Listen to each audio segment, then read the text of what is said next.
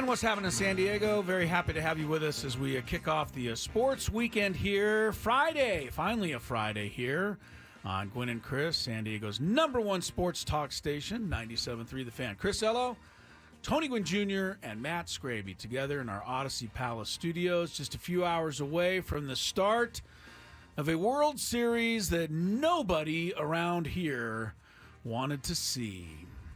And I am happy to be in San Diego, always happy to be in San Diego. It's a beautiful day. Everything's wonderful. But I can't help but think, I just can't help it. Like what it would be like right now for me and Skraby to be squeezing our way onto the 4 train, heading north from Manhattan to the Bronx and getting off and getting ready for Game 1 of the World Series, going to visit Tony and Jesse in the booth and squeezing our way into the press box, Skrabe, at Yankee Stadium for Game 1 of the World Series tonight. And Chris goes, I'm here! That's probably what I would have said. But I imagine there's a few Padre fans that are kind of, missing that feeling, because I'm sure a lot of us thought, that we were going to be here tonight. And it's that part is a little tough to take still. I won't lie, Chris. On the drive down here, I thought about the same thing. Like, man, we could have been downtown or wherever. We don't know what would happen. Well, you and I would have been staying at the Motel 6, yes, Staten Island, yes. probably. Staten Island. We would have had to ride the Staten Island ferry over to Manhattan and then get on the subway from there. But I would have done it. I would have been more than happy to do it. Tony would have gone first class, of course. Yeah, I too thought they would be in this spot, but I have not thought about it one time. You didn't think about, like, hey, we could be doing a Game 1 of the World Series. No, because we didn't even, we didn't get there. We didn't even get, we didn't even get to the championship series. Like in 22, I felt that. Like, when the World Series started, it was like, man, we were like that close. A couple outs away, right. a couple games away from being into that championship. This one happened so abruptly. I know. And then, there was a whole nother series before we get to this one. Well, it's definitely, it's now that you've said it, it's a reminder again. It's a reminder. Yeah, I'm trying to make everybody feel bad. It's only been 2 weeks since the Padres were eliminated. It feels like a lifetime. Yeah, a little bit. I went, you guys know I went to Yankee Stadium for the final game of the regular season at the end of our vacation. And sitting up there, when they were actually playing the Pirates that day, the Yankees were, but I couldn't help but think, that I was going to be back somehow. Yeah. And that's kind of what my mindset was. And, it'd have been cool to see Manny run out to the first base line during the introductions and everybody, but it would have been cool to see the World Series patch on all the uniforms. And also they would have, gone back to the 98 World Series over and over and over again. And we would have got to see your dad's home run and Mark Langston's strike that wasn't called. It would have been a whole thing on that. But it's not it. I mean, it's in our dreams. Unfortunately, it is the Dodgers. And because the Dodgers had the reason I say what I said, if the Yankees would have played the Padres, it would have started in New York. Yes. And so that's what I'm saying. They are obviously starting in L.A. because the Dodgers had a better record than the Yankees did. So, here it is, the World Series that, I can't find too many people that are all excited about it. Most people, come up and they say, well, who should I root for? I go, I don't know. I don't really have a good answer for you. It's 2 teams that nobody's really too fond of here. So they will play, and I will watch. Skrabe, what about you? Are you going to be? You said earlier in the week that you probably would just stay away. Yeah, you did. That was an emotional response. That was an emotional response. I'm glad you're being honest. You're coming around. I'm now? going to be watching it tonight. I'm going all the way till 7 p.m. with the Skraby right. show, so it's going to be 2 hours in. We'll actually be on the air, and I don't have. Here's one group of people that I think are very happy about this World Series, and that is bosses throughout San Diego County. Because not as many people are need to get off work early today to get home and watch, the first pitch at whatever time it is. Nothing may have gotten done if the Padres. No, this would have been a vacation day in San Diego if they were in New York getting ready for the start of the World Series. So you're right about that. But yeah, I don't think anybody's going to race home tonight. I mean, it is what it is. It's two marquee franchises, and the Yankees are going for their 28th title. It's their 41st World Series, but their first in 15 years, which matches the longest drought in Yankee franchise history. So for them, it feels like forever. And, for the Dodgers, you hate them, but you have to. I don't know if you have to because you're not going to, but I have to at least give a little bit of credit to an organization that has bought its way to 12 consecutive postseasons, 11 division titles, 5 100-win seasons. And all they have to show for that stretch is a World Series that most people feel is somewhat tainted through no fault of theirs, but it was a short season in 2020. So this could be, kind of a crowning moment for the Dodgers. I'm not going to be happy about it, but for their organization and their fans, this could be a big deal. So yeah, I mean, I couldn't have said it better. Two marquee. That's right. There you go. I'm trying to get a little bit of interest in this thing. I guess that's the only way to top that there. Yeah. Juan Soto winning a World Series. He's already had one, so I'd much rather see him get his second ring than see the Dodgers get a ring. Really? Yes. Now, we will have our picks a little bit later on. He doesn't feel that way. Guess not. I don't know if I mean, he is the Dodgers lover on the show. He just said it. I grew up going to Dodger Stadium. Yeah, I did. That I actually did do. And you guys know that the Garv is a hero of mine. And Fernando Valenzuela's passing hit me hard, and I think a lot of people hard this week. But yeah, I never really rooted for the Dodgers. Not once. Not ever. I rooted for whoever they were playing. I don't know why that is exactly, but a hometown hater. A hometown hater. You don't get those very often, for sure. There is some news though, Tony, and I think it's kind of important. I mean, with Evan Phillips off the roster, the Dodgers lose one of their best relievers, but at the same time, they get one of their other good relievers back, Alex Vesia. Oh, yeah. And that gives them another lefty. So I think almost in a lot of ways that exchange isn't too bad for Dave Roberts because he's going to want to use his two lefty relievers, Banda and Vesia, against Soto late in games, and now he's got two guys instead of one. So that actually helps him. I don't know. You don't know? Vesia's good, but he's coming off an injury. Right. If Evan Phillips was handling high leverage, he was getting everybody situations, out. You're right. And so, if Vesia can come in and shoulder that role, then it's fine. But I don't know that that's the switch that Dave Roberts would have wanted. Like if he had to choose between, he would have taken Phillips. He would have definitely have taken Phillips. There's no question about that. But here's the thing here's where Vesia becomes, one of the crucial guys, and because I'm looking at the Yankee lineup right now. Number 5 is Chisholm, bats left-handed. Number 6 is Rizzo, left-handed.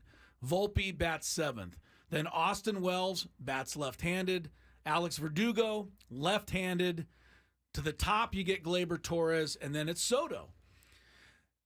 Dave Roberts is going to use his lefties through that stretch of hitters, and he's going to try to do it twice, at least, in this game and in every game. And, it's going to be up to those guys to hit left-handed pitching. And, frankly, the statistics are not all that great for any of them.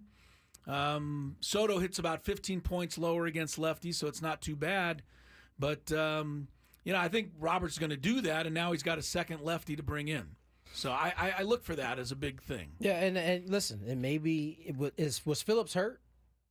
Yeah, apparently he hurt his arm in the last game against the Mets. They didn't obviously tell anybody, and nobody knew about it until he was left off the roster today. So yeah, I mean that bottom of the lineup is going to be the part that gets picked on, and he's probably going to pick his poison. He's probably going to start it most likely with Verdugo because remember.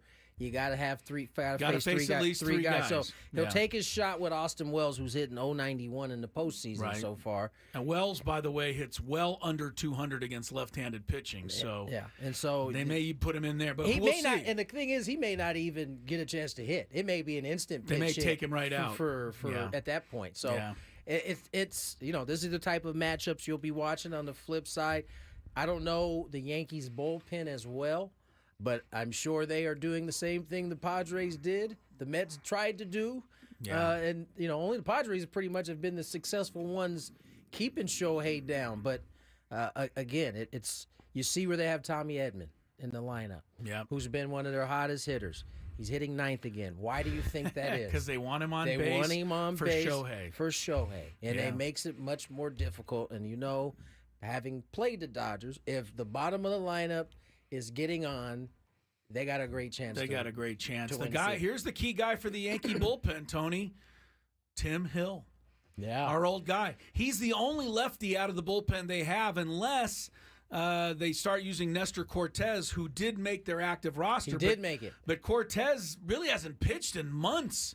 So, it'll be interesting to see if Aaron Boone trusts him to come in a relief situation against Ohtani. You got one guy that you haven't been able to build trust with, and you got another guy who, unfortunately, the Dodgers have seen a ton of. Tim Hill. Yeah, they've seen him for years, right, with the Padres. Everybody in that lineup, maybe with the exception of Shohei, he probably hasn't seen as much of Tim Hill, so maybe that's a bonus for them. But there's a lot of intriguing matchups with these two teams going head-to-head. I think if the Yankees had their way, Garrett Cole would just be on fire and pitch 9 innings. For sure. And they wouldn't have to worry about it.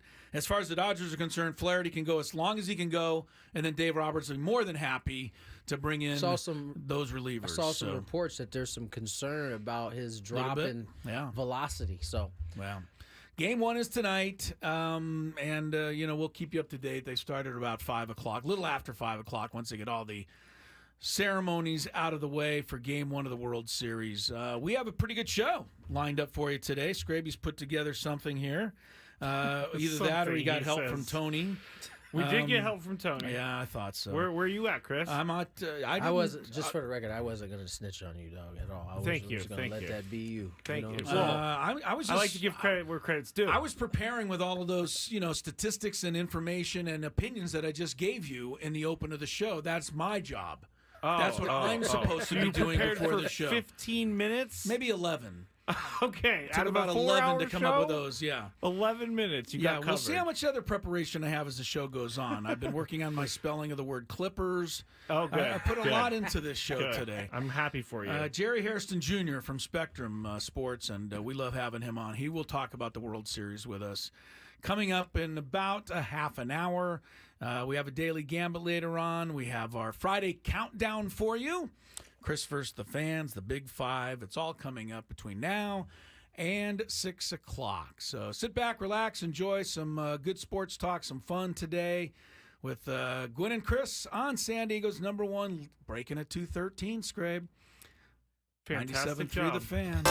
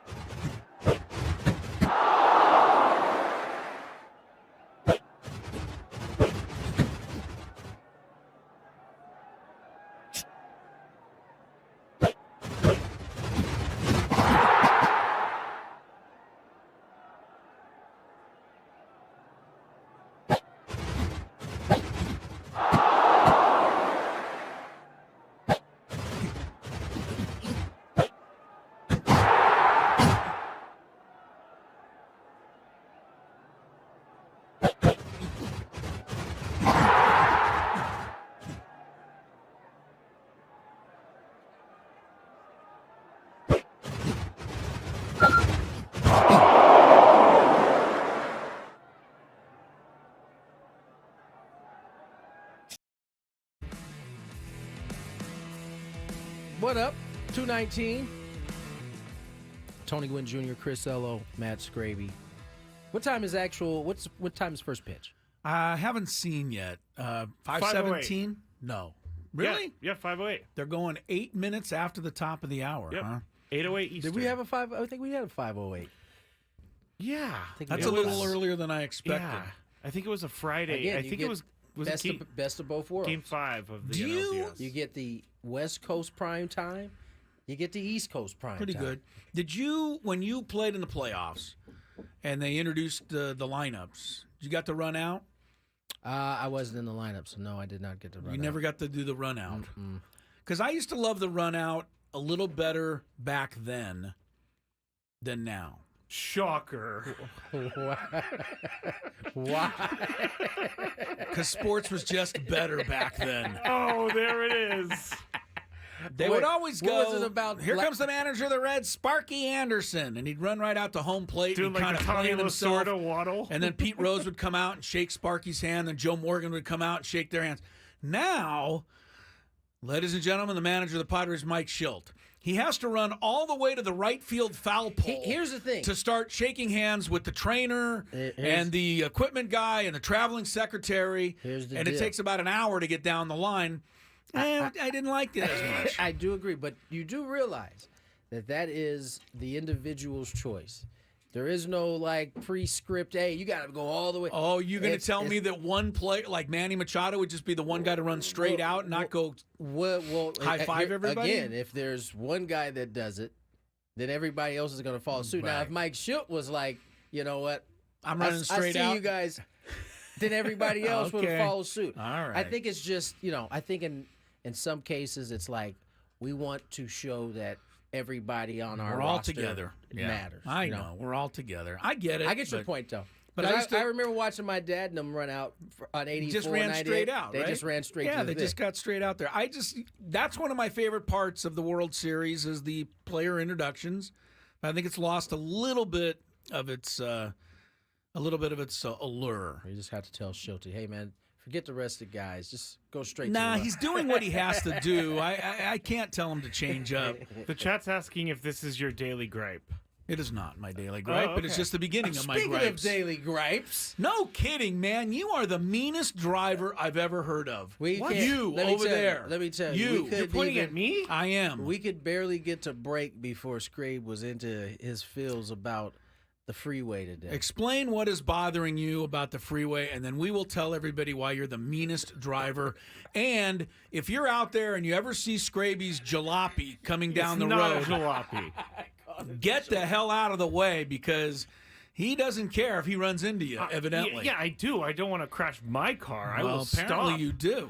But yeah, number one, I've said this a million times. Via de la Valle might be the most embarrassing street in San Diego because it's the exit for the biggest thing we have for like a gathering, which is Del Mar Racetrack. Okay. But there's only one lane, and the roads are just ripped to pieces. That's number one. Okay. That's number one. That's just the beginning. Number two is when people try to cut the line. Now I like now Via del Valle is it's horrific to get on pretty the freeway. bad getting off. Oh, you're talking about getting on or off? Off. You're getting off, right?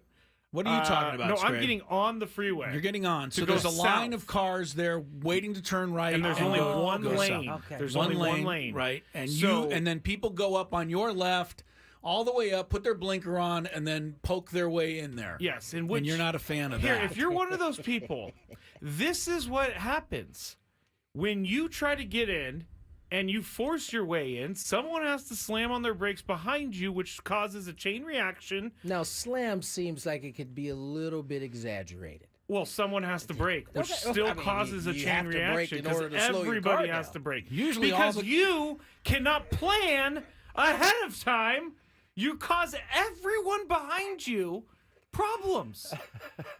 It drives me insane. But what do you do? Okay. Now, what do you do if you're in the line of the people waiting to get on and you're getting way up there now, like right kind of on the entrance to the freeway? There's really no more room before you're going to be on. And some guy comes up on your left with their blinker on. Somehow they either are They never been here before. They never been here before, and they're like, "Oh man, I got to get on the freeway. Blink, blink, blink. Can I get in?" Do they have any chance that you will let them in? Just say your honest answer. Negative 1 million. Negative 1 million. Negative 1 million. You would basically You'd make them miss their exit. You would basically ride your bumper to the guy in front of you's bumper so that there's no daylight of any kind. Now, I will admit, I'm a crazy person. There we go. There we go. Shouldn't be this angry about stuff like this. No, you should. But and to all the people that are going to DM me, hey man, you need to let go of that resentment because you're going to start drinking again. It's not going to cause. They go there. Yes. Oh wow. It's not going to cause resentment. This has been here for my entire life, and it's not going anywhere. Yeah. But if someone came up at the end of the entrance, because Right. I will not cut. So I will wait my turn in the line because I am a man of principles. So it infuriates you that someone else is not willing to wait their turn like you. Yes. So you will not get in. So you're gonna speed up as You they know what try to happens get in. when they try to get in? I look at them and I do the rest in peace. You're not getting in. Okay, I got one can't last get thing in. on this. If you, all right. I mean, like Kelly Danick talks about all this stuff in the traffic report all the day, every day. People losing their cool out there on the highways, and I you're don't the guy. lose my cool though. Yeah, that's you. I don't lose my cool. Apparently, you do.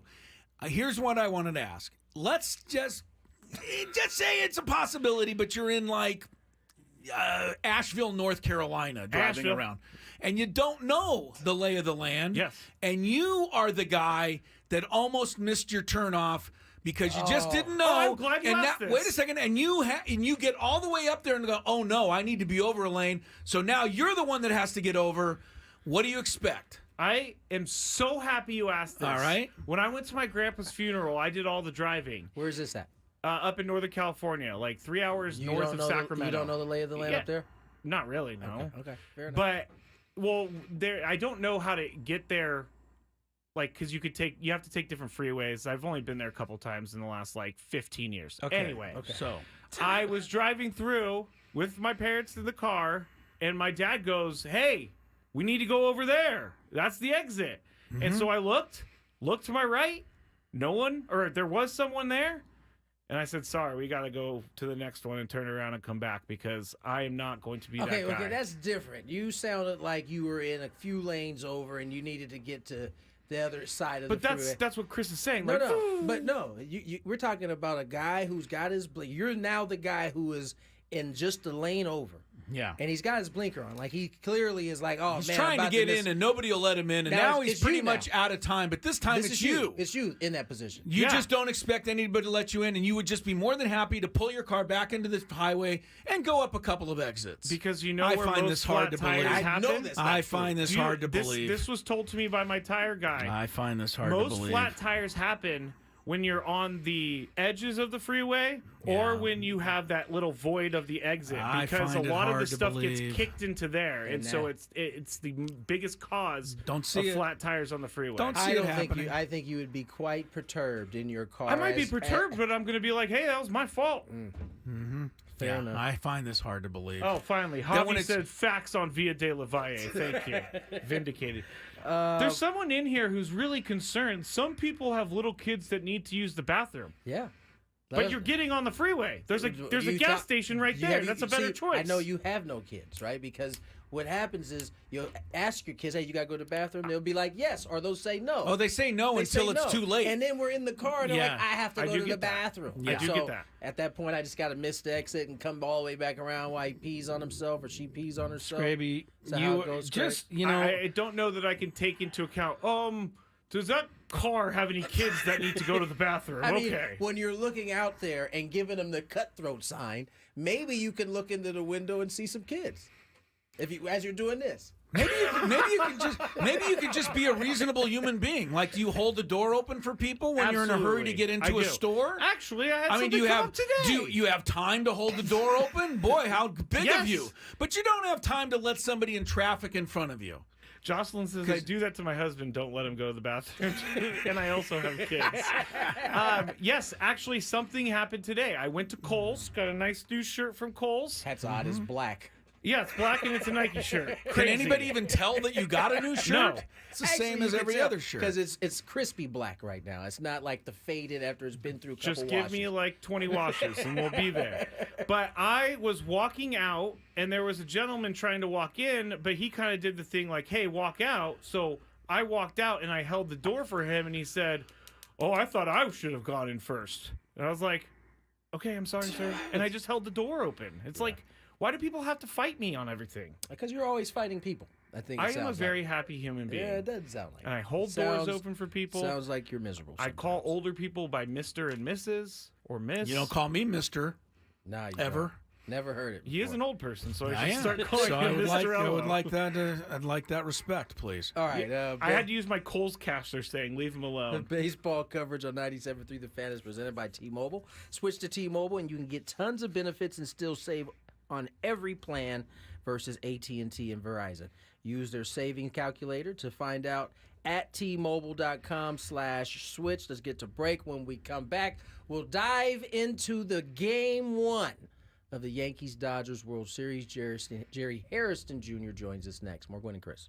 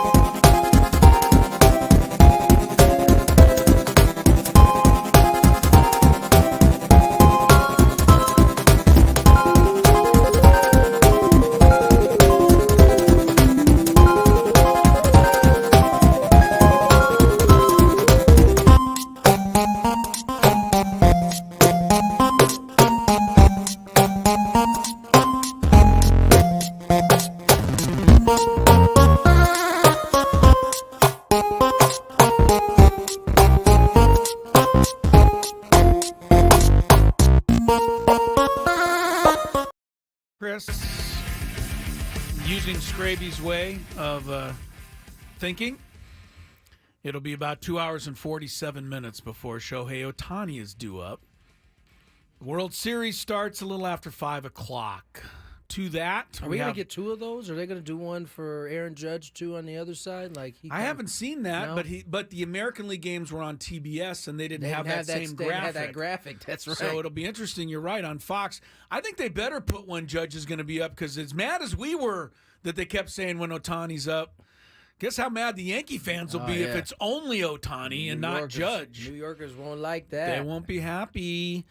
We'll see. Gleyber Torres will lead off the game tonight. Soto, Judge, Stanton, who's I think a key guy for the Yankees. Can he continue his red-hot hitting? Chisholm, Rizzo, Volpe, Austin Wells, Verdugo, the 9 for the Yankees. Dodgers, Ohtani, Betts, Freeman, Teoscar, Max Muncy, Kike, Hernandez. Kike. Even though Rojas is healthy, and on the roster, they're going to still use Kike in center, Will Smith catching, Lux at second, and then Edman, as you mentioned earlier, Tony, NLCS MVP batting 9th. That's how deep the Dodgers lineup is.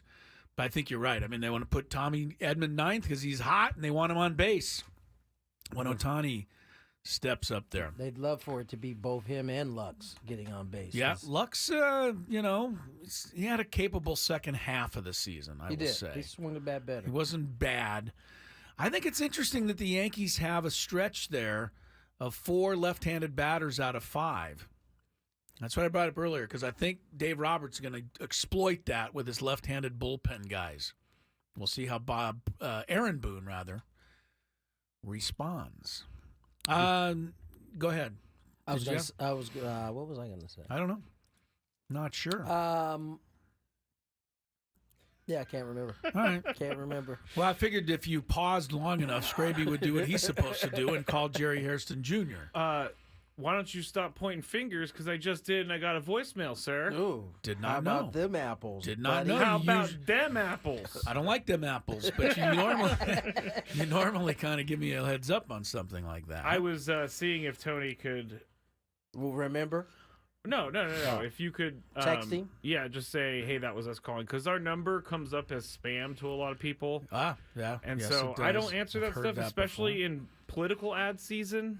So I'll tell you one thing, Jerry Hairston Jr., 362 career hitter in the postseason, Tony Gwynn Jr. Jerry, How about that? he showed out.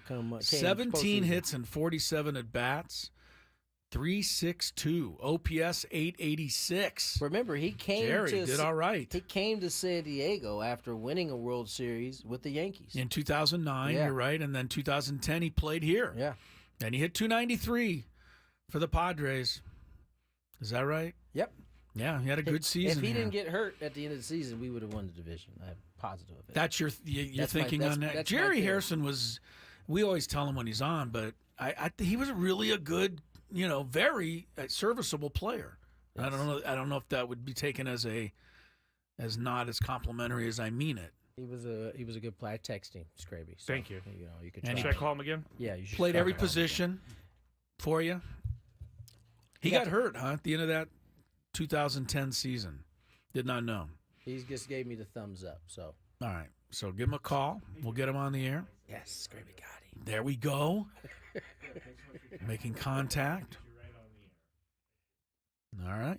And without any further ado, I can tell everybody out there that our next guest has one more hit in the World Series than any of you listening do. Unless you happen to be a former, major league player that played in the World Series. Jerry Hairston is our guest. Jerry, thanks so much for coming on. We appreciate it. How are you today? I'm doing well. How you guys doing? We're doing well. We brother. are good. Yankees are in the World Series. You played in the World Series with the Yankees. I know they're not in New York tonight. You're on the Dodgers side of things, but does this take you back to 2009 at all? Just getting ready for a World Series? You know what? It really doesn't. I got a chance to go there a couple months ago. We celebrated the 15th anniversary of our championship of '09. It was great to see the guys I got a chance to talk to a few of the current players. Met Aaron Judge, by the way. He's an absolute monster. I knew he was 6'8". I didn't realize he was bigger than LeBron. Yeah. That's how big he is. But, I think this is a new era. And, I hate to compare eras because it's just so tough to do. But I think if I was a kid, 8, 9, 10, 11, 12 years old right now, I got to feel extremely fortunate. I get a chance to see and grow up and watch Shohei Ohtani, a legend, will be an icon one day. Aaron Judge, legend, will be an icon one day. Battle out for a World Series championship right now. I mean, this is the best thing for kids today, and I think it's the best thing for baseball, having two iconic franchises battle out for the World Series and having iconic players in it. Now, Jerry, I must tell you, the folks here in San Diego would disagree with quite a bit of that in terms of watching these iconic, two teams. Schmiconic, we say. Nonetheless, your point is well taken. Two of the biggest superstars in the game facing off. And I imagine, as it was for the Padres, each of these two teams have circled those two guys and not allowing them to beat them if they can. And so I turn your focus to the bottom of the lineup of both because, on one side, if you're certainly on the Dodgers side, if Edman and Lux are getting on base, Shohei is going to be dangerous. I mean, how do both teams approach keeping Aaron Judge from beating them, keeping Shohei Ohtani from beating them? Well, I think that's the biggest key. I think if there was an edge that this Dodger team has over the Yankees, is the depth of the lineup. Tommy Edman was the NLCS MVP. He's hitting ninth for us tonight. Think about that for a second. That's how deep this Dodger lineup is. Gavin Lux has had a great second half to the season. He's hitting eighth. Those two guys get on for Shohei, for Mookie Betts. That definitely gives us a great advantage because we know historically Mookie Betts hits great with runners in scoring position. Right now, Shohei Ohtani is on an epic run hitting with runners in scoring position. So I think that is a huge key for our lineup. Now, on the flip side, the Yankee lineup, they don't have nearly the depth, but I think it's vital for guys like Verdugo to have a great series. Anthony Volpe, I think, is one of those unsung heroes as well. Really good shortstop. He's one of those energy guys that you need to make sure if you're on the Dodgers that he doesn't get on base or you don't see him get going ahead of the thunder that they have. And listen, I know I talked about Aaron Judge and Shohei Ohtani. The guy that really scares me in that lineup is Juan Soto. He scares me. We don't have a left-handed starter, and Juan Soto has done a pretty good job hitting right-handed pitching really throughout his career, but also obviously in the postseason. So this team is scary. Both teams have great lineups, tremendous power, and that's why I said, you have the best team in the American League going against the best team in the National League, and it's going to be fun to watch. Real easy for Juan Soto. Just walk him. He'll be more than happy to trot down to first base and then deal with the next guy. Jerry, I know that's what Padre fans would say, Jerry. They all thought he walked too much when he was here. Jerry Hairston Jr. is our guest. Jerry, we saw the Padres go after Shohei Ohtani, and, I mean, he really got, in game one. I mean, right, he got the shot off Michael King. I think King tried to get him out the same way the second time up, and, man, did it ever not work. 3-run homer, and that kick-started the Dodgers. But after that, they did all right against him, and especially the lefty, Tanner Scott, had success. But you watched him all year. What would you do if you were on the mound or, one of your guys was going out to the mound and just had to face this guy? I mean, compare him to other great hitters that you've played with and watched over the years. Well, listen, I think he's just starting to really come into his prime years as a hitter. Now, obviously, he's really taken the next step, maybe because he hasn't pitched this season offensively, but he does have some holes. Everybody understands that they have to crowd him in. They pitch him the same way. You can't allow him to get his arms extended. Yeah. And for the most part, the Padres did a really good job getting inside. The problem with that is if you make a mistake and the ball leaks in the middle of the plate, he's going to kill you, man. He's going to hurt you. So it's a fine line.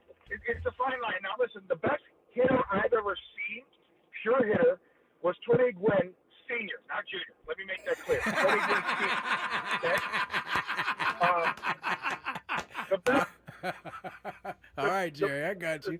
One of the dangerous hitter would have to be Barry Bonds. Barry Bonds, in my mind, was the most dangerous hitter I've ever seen. Shohei Ohtani is not that yet. Hopefully someday he becomes that. But I will say, like Barry, like Tony Gwynn Sr., if you make mistakes, he can hurt you. And now Shohei Ohtani is apt to go the other way with 2 strikes, which makes him even more dangerous. You guys just got an inside view of what the banter was like in the clubhouse with Jerry. This was a constant thing between him and I. Jerry, Alex Vesia gets That was back. a great one, Jerry. Man, you get the highest of marks for that one. Alex Vesia gets back on this roster. You guys lose Evan Phillips, and we were just talking about a guy like Juan Soto. Quite a few lefties in this Yankee lineup. Evan Phillips was handling some high leverage situations for you guys the past 2 series. How does his loss hurt, considering that Vesia is the guy that's going to replace him? Well, first of all, it crushes us because you can throw Evan Phillips in any high leverage situation in the 6th inning, 7th, 8th, or 9th. You can have him close. At times, he gets both lefties and righties out, and I really wanted to make sure we had him available along with Blake Treinen because it can help negate guys like Giancarlo Stanton and Aaron Judge. So now I think the importance of Vesia along with Banda, those 2 guys will probably get a chance to see Juan Soto quite a bit this series. At least that's what we're going to try and hope to do. Because, as you know, Juan Soto is an absolute beast. But losing Evan Phillips, man, that definitely hurts. And I think adding Brusdar Graterol is now even more important now with the loss of Phillips because we definitely need as many arms as possible. You can never have enough elite arms in that bullpen, especially in the World Series of facing a very powerful Yankee lineup. Jerry, how would you categorize this, and what it's going to mean to the Dodger franchise if they get this World Series? I know people in the game understand that winning in 2020 was still winning a World Series. But for whatever reason, a lot of people like to, give the Dodgers flack for that. Would they rather have them lost? But to win one here after the 12-year run that they have had, which has really been one of the most successful runs in baseball history, can you kind of just put it into a little perspective if they do, cut down the nets at the end? Well, I think it'll be great for the city of LA, especially with the loss of Fernando. Tony, you knew Fernando really well. He was our colleague in the broadcast booth, an absolute legend in the Southern California community, a legend in the whole country of Mexico. I think especially now with the loss of Fernando, we lost so many, important people, not just players and broadcasters, important people in the LA area the last couple of years in this Dodger family. I think it would be great to be able to win this World Series and have a parade. And that's what the players have talked about. Yes, the 2020 championship, I got a ring as a broadcaster, so it's definitely real. Okay, if broadcasters get rings, that means it's real. But we didn't have that. We didn't have that parade. We didn't have that parade. We didn't get a chance to celebrate with our fans, and that's something that's special. I was so fortunate to play on that Yankee team and to have that parade. In front of 3.5 million people in New York City. It was epic. I want the players and I want this fan base here in LA to experience that, and that's why the Dodger fans, the players, the front office is desperate to make sure we bring that championship back here to the city of LA and this Dodger fan base. Well, we appreciate the visit, Jerry. It was outstanding as always. Your line again about Tony's probably going to be one of the opens for our show for the next 5 years to come. I know that our producer, Mr. Skraby, is going to keep that one handy. But, hey, have a great World Series. Enjoy it. And, for as much luck as we can wish the Dodgers from San Diego, we pass that along. Well, I tell you what, and Tony knows this. Tony knows this. I love that the Padres and Dodgers, it's that rivalry, and the fan bases and the players don't like each other. That's what is needed in our game today. And next time I'm on, I'll tell you a story about Tony Gwynn Sr. getting on Jr. about his basketball skills or lack thereof. Next time. You're one of a kind, Jerry. Thank you very much, Thanks, buddy. Jerry. Tony, I'm surprised you let him come on the show, man. He's got so many little tricks up his sleeve for Yeah, you. he does. Jerry is he is truly one of a kind. Yeah, he is. He's funny, man. He is, man. The only World Series, Jerry got a hit in the World Series in 2009. I was looking it up here. He had it against the Phillies, and I didn't remember this. Did you remember this? Anybody? He got it in Game 2 of that World Series against Phillies starting pitcher Pedro Martinez. You know what? Did you remember Pedro Martinez pitching for the Phillies? I do remember him pitching for the Phillies. I don't even remember that. And I tell you what else I know about Jerry is he has never not taken an opportunity to tell you that he did something. So I'm That he sure did that? Yeah. I'm sure he knows that he has did it. definitely talked to us about. Yeah. I didn't remember Pedro Martinez at the Phillies. I missed that. I remember note. the curl coming out of the hat. Huh. Yeah, I remember that All all. right. Well, that's who Jerry got his World Series hit off. What was I gonna? That's what I was gonna say. You know, when we went the last road trip of the year, we went with L.A., Arizona. Right. I remember we went to L.A. and they were, they introduced the manager, and they were like boos for Dave Roberts in the stadium, like through that series. Wait. Well, there were. What do you mean? Up there in L.A.? In L.A. Oh, yeah, that's in where L.A. That's where the series was. Yeah. Yeah. Right. And it's funny, now I doubt they view him in the same lens that they had been viewing him prior to this playoff run they've been on. They're liking him a little more, and we in San Diego are disliking him more and more, despite the fact that he has his San Diego roots. We don't give him that bargain anymore. He doesn't get the pass on that. He gets no pass. I mean, I will say the boos for Dave Roberts during our series here was as loud as anybody I've heard in a while. Well, I mean, except for Will Smith got it. Will Smith did get it pretty good. He's going to get it good for at least for the rest of that year. Yeah. Mr. Irrelevant. Yeah, but he's got the last laugh at the moment. At the moment, that's all right. There's always another season, and Can I make a request, Chris? Mm-hmm. Can we stop wishing well to the Dodgers? I'm wishing well to a guy that works for the Dodgers. That's all. That's wishing well to the Dodgers. I threw in there that it's not that. He said, "You did. However you did. much I can wish you luck, yeah, we do." And then I threw in there, "There's not a lot of it." Tony with the save. So that's what the partners are for. I got his back. You know what I'm saying? I don't know, Skraby. Cut me open. I might be bleeding Dodger blue here. I don't. Tommy Lasorda would be happy to see that. I don't doubt it. Why are you wearing your Dodgers hat right now? The great Dodger in the sky. People can see him, right? Yeah. Oh yes, he just took it off, everybody. Growing up, I've never even owned a Dodger hat, not once. More Gwynn and Chris coming up. Hour number 2. Heading towards the World Series and the rest of it on 97.3 The Fan.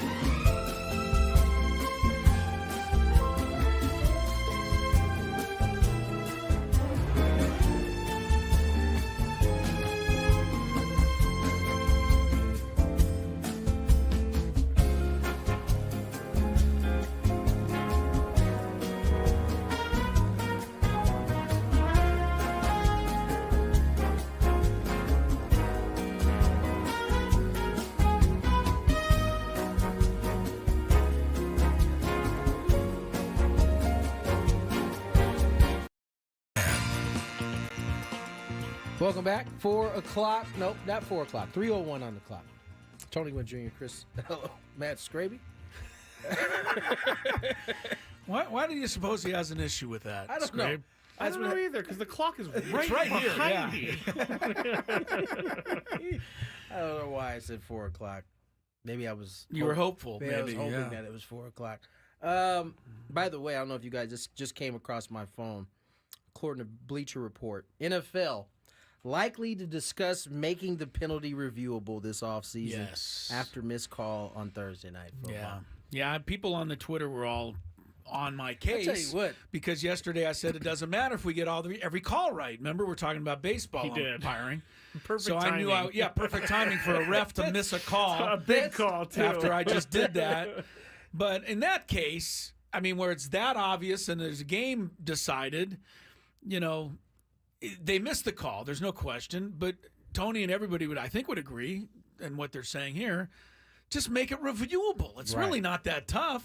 Right? He missed the call. It should have been a face mask, and you move on. Especially less than 2 minutes. Like, what's the worry about just taking 20 seconds to relook at the play? They have an eye in the sky referee now for NFL games that can wire down to the ref and say, "Hey, the guy stepped out of bounds at the 41-yard line." It's an expedited review. Exactly, and the ref will go, "Oh, we stepped out at the 41, and we move on." So do that for the face mask. Do that for the face mask. Sure. You've had bad timing really all week with some of I these said Soto's bothering me. He hits the game-winning home run. Anthony Davis bothers me. He scores 36 and 13. 16. Clay Thompson's washed up. He has 6 threes last night. It really doesn't matter about replay review. Just deal with it. And then the Vikings cost the game. I have the touch right now for sure. That timing is definitely not been legit. Just a side discussion we were having about the Padres because Kevin Acee kind of has some nuggets out today in the Union, and he was kind of going over what some of the things AJ Preller was doing. And I started thinking, a lot of talk about DeVries and Salas. I feel sorry for them because Jackson Merrill has raised the rookie bar. Oh boy, no kidding. Really high. And that's a good point. We just think about this as we talk about our rookies when they come up, and we, in Toddy's case, he was supposed to just transform this organization, and he's lived up to that. I think in some ways. Jackson Merrill, I don't know that we knew what to expect. We just knew we were hearing a lot of good things, and he probably leveled up. I don't know. We were talking an all-star in his rookie season. If Ethan Salas were to make the major leagues this coming year, and I don't think that's realistic, but if he did, you're right. He'd have to hit 25 home runs for us to feel like he did what he was supposed to do. It's probably great timing that neither of them are close yet because it does give kind of the chance for the rookie expectations to be dropped. Because if they showed up in 2025, it would be a tough one for them. Well, AC is saying Salas keeping him by 2026 in mind because, Higashioka does want to come back, but they still have to sign him. So they just need to get to, according to AC, possibly 2026, and then they have Salas. Yeah, that's assuming Salas is on the right track in 2026. That's the theory, but, a million things can happen between now and then. Yeah. And then DeVries, I think it's DeVries. DeVries, he's also thinking will come up in 2026. Xander Bogaerts plays shortstop for 2025, and then DeVries goes to shortstop when he comes up in 2026. Why did you ask Tony how to pronounce it? Yeah, because I can't remember if it's DeVries or DeVries. You said okay, here's what happened. You said, Tony, is it DeVries or DeVries? Tony said it's DeVries. Then you said DeVries. I thought you said right DeVries. after that. I said DeVries. Yeah. Oh, you did? Yeah. Man. I said DeVries. This guy keeps blaming me for everything. CLIPPRS. That's all I got. DeVries, they're both... one last thing. Tell me about this. They're both extremely, extremely young. So is Jackson Merrill. It takes a special person to be like Jackson Merrill. Yeah. Do you think that is a learned trait? Or are you just what part? Just acting like you're a 10-year vet at 20 years old? That's something you just have. Wonder if those guys have it. I mean, and there's a difference between it just being natural and it being forced. You know what I'm saying? Like, Oh yeah. there's a forced version of that with what Jackson does naturally. So there's that. All right. Without further ado, let's get to the Daily Gambit. Do you like money? I think about money a lot. Do you like money without doing anything? Winning. Do you want to make money while watching sports? I think Washington is immortal luck. Washington! Woohoo! If you answered yes, this is your segment. Just don't blame us when you lose. Nothing is ever your fault. It's your game. Take it. Gwynn and Chris go through the top bets of the day in The Daily Gambit on 97.3 The Fan. Daily Gambit is our daily sports betting segment here on Gwynn and Chris. Please, everybody, gamble responsibly. We have some bets to review. We also have some bets to make tonight with the World Series, but we got to address this because Nate has patiently put this in the chat twice. Oh, there it is. Don't start Puka, Chris. Puka gets 18 points. Here's what I have to say about this. As much as I love to blame Chris for everything, you still have the opportunity, sir, to start your player. I also was right there. And I with him, sat and I Puka. said, hey, I wouldn't start him either. I sat Puka myself. I think there's no way we could have known That's just a hang he with was him. going to be a 100-yard receiver last Yeah, night. that's just a big old fat hang with him. So I defend you, Chris. And I also gave some reasoning behind my advice. And that was that Vegas had him at only 29.5 yards as his over-under, which leads you to believe that's about what he'll finish with because Vegas is usually very close. That is very true. But they missed that one by a wide margin. Yes, they did. All right, Vikings and Rams last night. Vikings were 3-point favorites over the Rams. Chris and I chose the Vikings. Tony chose the Rams. And I put the wrong team that Yes, won. you did. buddy. Rams 30-20. Believe it. Total points in the game, over under 47.5. Chris and Tony went under. I went over. And they had 50 points, so it was over. Aaron Jones or Kyron Williams, who had more rushing yards last night? Chris and I said Aaron Jones. Tony said Kyron Williams. Kyron Williams, 97 rushing yards. His score streak still lives because he caught a What is it, 10 touchdown. games in a row? I think it's 10 with a games. touchdown. Aaron Jones only had 58. Cooper Kupp plus Puka Nacua over under 97 receiving yards. Chris and I went over. Tony went under. I don't know why I went under. I clearly wasn't paying attention. Cup had 51. Puka had 106, so that's 157. And then Syracuse at Pitt. Chris and I went Syracuse. Tony went Pitt. This was a terrible game for Syracuse. The quarterback threw 5 interceptions. I believe 3 pick sixes. He sacked himself. He sacked himself. That was a headline somewhere. It was really not good for Kyle McCord. But He's lucky that he sacked himself because otherwise you'd be paying attention to 3 pick sixes. Yeah, That's I believe so. I ridiculous. hope I'm saying that. I'm gonna go Wow. check that Check because that out. that It was seems bad. It was bad. insane. No, I think that's about right. So Pitt wins 41-13, easily beats the spread. Then the Denver Nuggies against the OKC Thunder. Denver -2. OKC lived up to the bill. It looked like it last night, right? Chris won the bet. OKC won by 15, 102-87.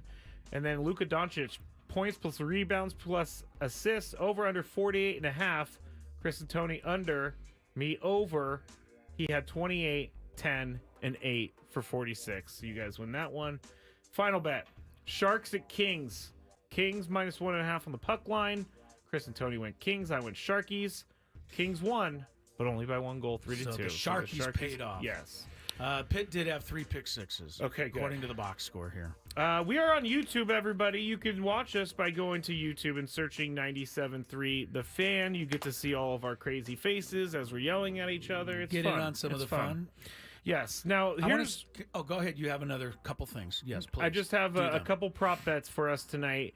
Now, first home run type spoke to me, even though it's basically throwing a dart. It's a solo homer or a 2-run homer. So you get solo home run, 2-run home run, no home run in the game, 3-run home run, grand slam, or I guess first As the first home run. Right? Yes, I guess no home run is weird because They're going to hit Well, at no, least one home if you run. bet, no, but you could bet this and say that I don't think there'll be a home run.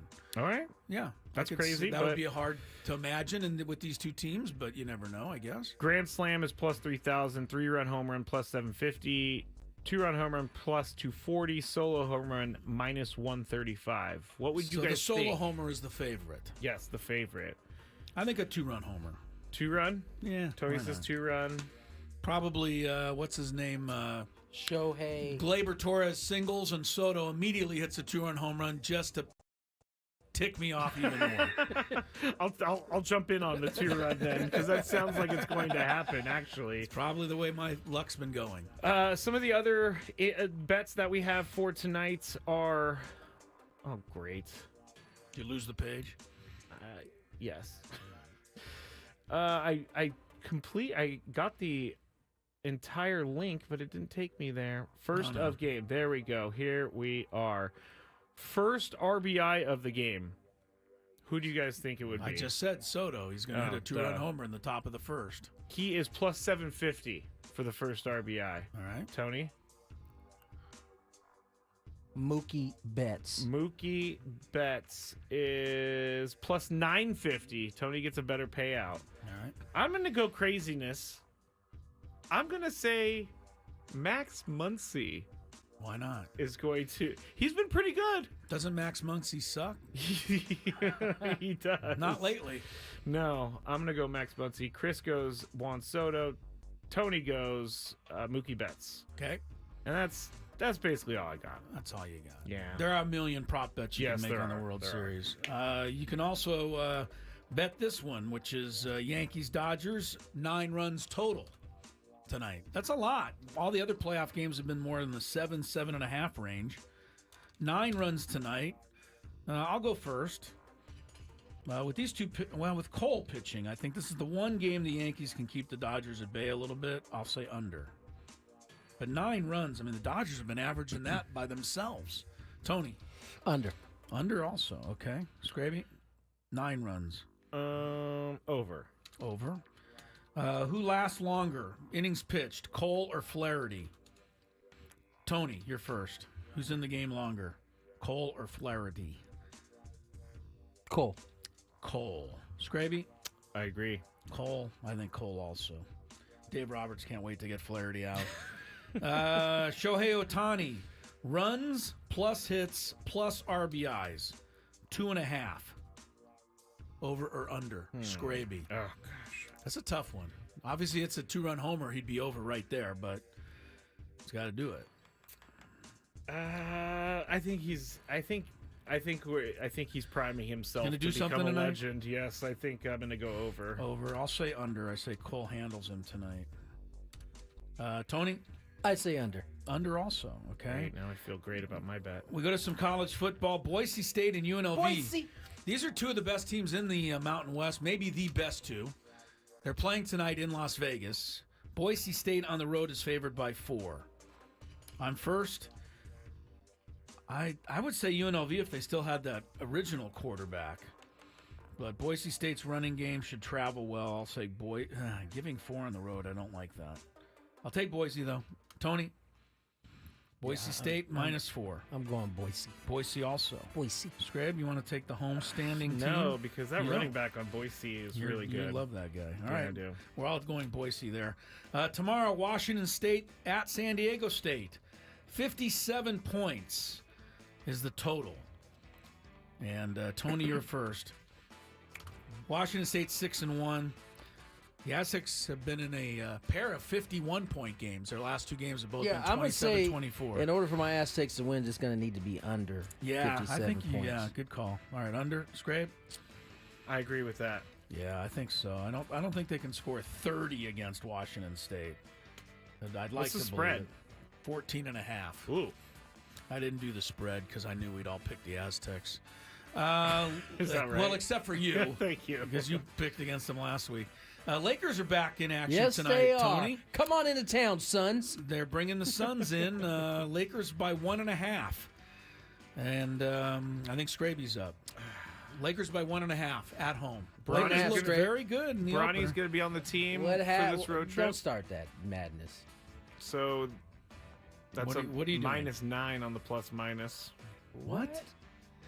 Just pick What are something. you talking about? Lakers. I'm gonna go minus- Lakers. Yeah. Lakers. You're taking. I'm going with Craig Elston's Phoenix Suns. Oh, I didn't know he was a Suns It's guy. the coach. Oh, that's right. That's right. He's Budenholzer. I thought you meant he loved the team. I don't think he does. I'm going to go with Suns. Tony, I know you're going. You know Lakers. what it is. Lake All right. Show, baby. Here's one. Damian Lillard is home against the Bulls. Uh-oh. LaMelo Ball is at Atlanta. Who scores more points tonight? It's my turn. I know Lillard probably stands out, but I'm going to say LaMelo Ball because Atlanta plays some of the highest scoring games in the NBA. Yeah. So I'll say LaMelo outscores Lillard tonight. Tony? Dame Dollar. You're going with Dame anyway. All right, after my explanation. Scraby? Sorry. Did you guys see LaMelo drop an F-bomb on TV like it was nothing yesterday or 2 days ago? No, I saw Pretty him. great after he scored like 36 I was about to points. say I saw him score 36. That's why I'm going to choose him. Going with LaMelo. All right, and this is for Sunday. Dolphins home to Arizona. 49ers home to Dallas. It was announced today that Tua will play. He's cleared concussion protocol. He'll be in the lineup. So which of these two teams scores more points, Tony? The Dolphins or the Niners? this Dolphins Sunday? versus who? Miami's home to Arizona. San Francisco's home to Dallas. Who scores more points? Dolphins or I'm going Niners? to go Dolphins. You think, huh? Well, that's very kind of you. Tua's back.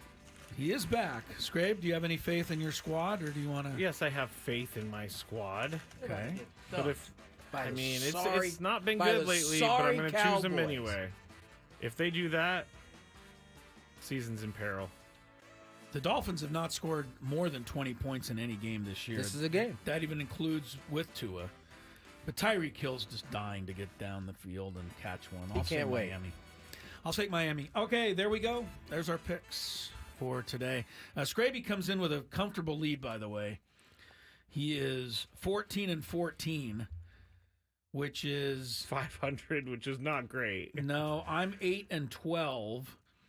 Ooh, where's 8-12. Is that right? No, because it's 28. I had some wins today. You're 9-19, Tony. So you're not really Pulling up the doing- rear. That's You're it. pulling up the rear. I lost mine. Wait, here I am. I wrote the wrong 11-17. So none of us are really doing great. But I'm only Scraby's two at games. 500. I'm only 2 games behind, Chris. A nice week here can get me back. Get you back to that. Scraby won last week, by the way. He could go 2 weeks in a row on this. All right, we we gotta may go. find something you're good at, Scraby. Champ is here. Let's get to break. A little late. On the other side, Bronny James will be on the G League bus, and we'll have a little Padre talk for you on the side. More Gwynn and Chris.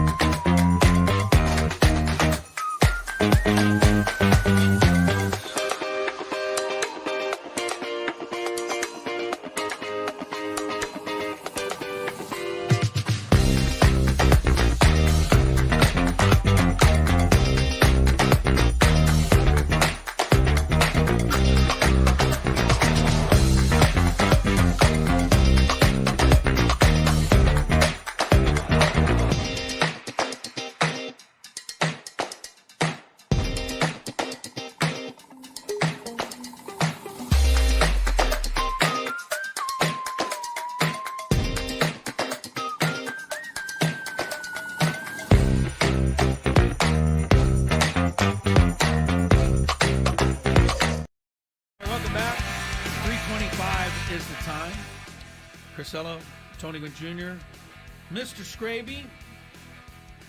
We are on YouTube. You can watch us by going to YouTube, searching 97.3 The Fan. Skraby wants me to read something. There it is. KSON, Country Fest. It's coming up. March 22nd. Might as well plan ahead. Gallagher Square at Petco Park, and it will feature, get this, Justin Moore, Nate Smith, and Warren Ziders.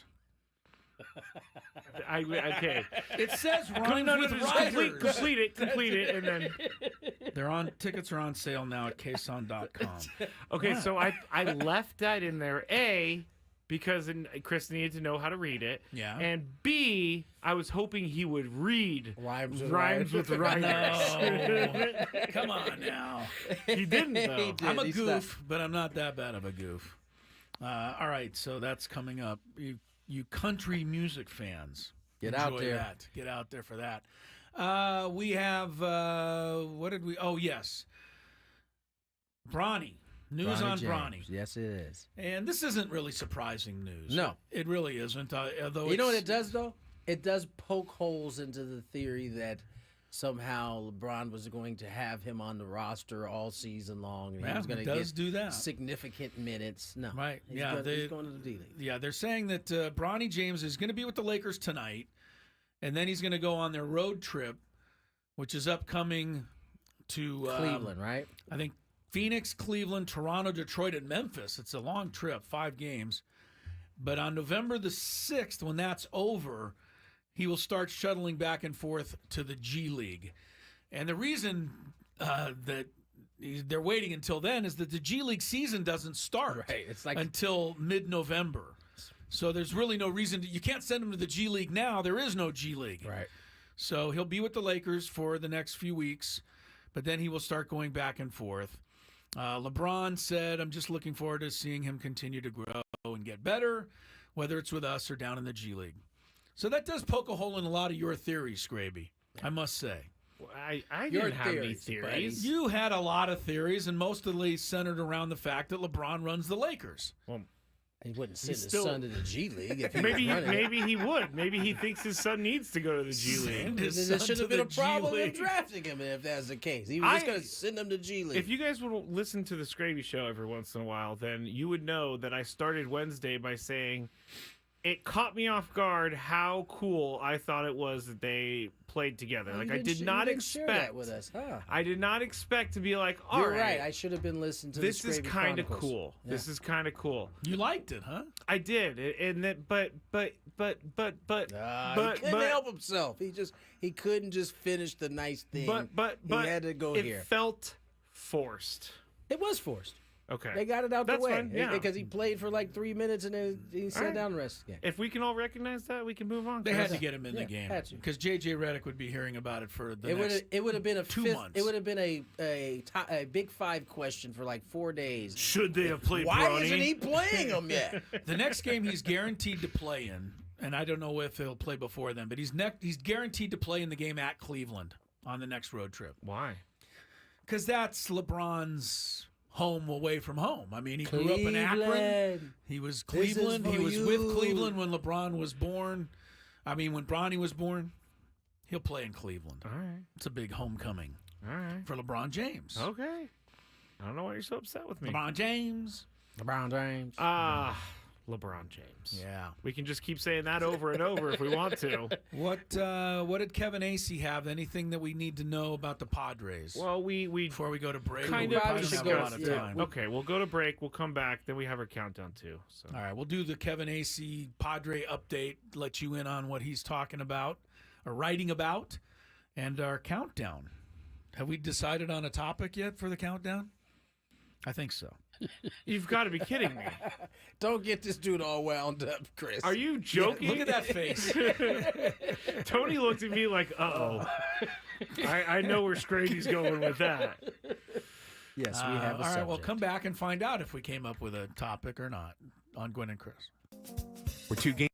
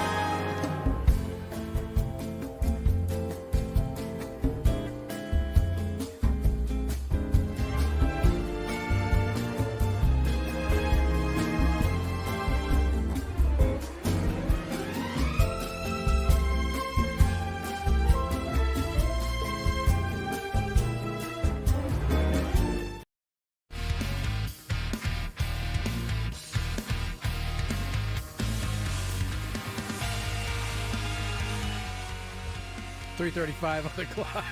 I'm just pretending that I didn't point at you. I'm Chris is just pointing at everything. trying to make it look like it was No. natural. He pointed at me A because natural act. I definitely thought it was Chris's turn, but it's not. It's Yep. mine. Welcome back. If you love Mediterranean food, try Spiro's for authentic Mediterranean cuisine in Coronado or La Jolla. For dining or takeout options, visit spiroscuisine.com. Good news for some fantasy folks out there. Jonathan Taylor returns after a 3-week hiatus. Jonathan Taylor, the Yes. old running back for the Colts. He there. does seem like he's an old running back because he hasn't played in the last 3 weeks, but will be back in the lineup, and I know that because he's on my team. So He will be back. Jaden Daniels says he's feeling better, has a chance to play against the Bears.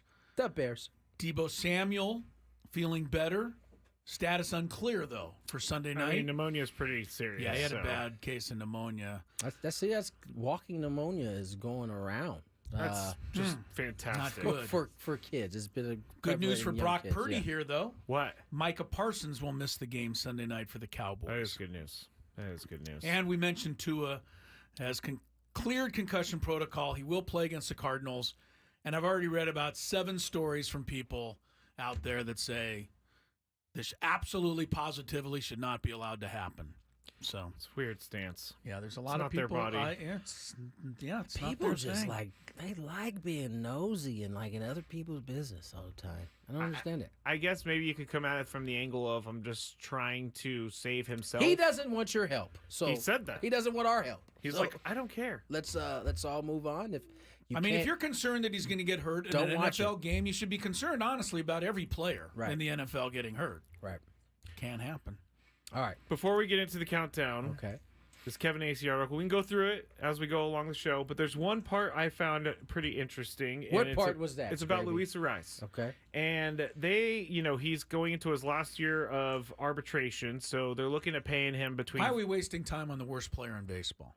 Shouldn't we You move know I don't what, know why we Chris? keep You're having- right. I We don't know should why we just have be these silent. That's conversations, more. right. That's more. Luis Ariz, the worst player in baseball, according to.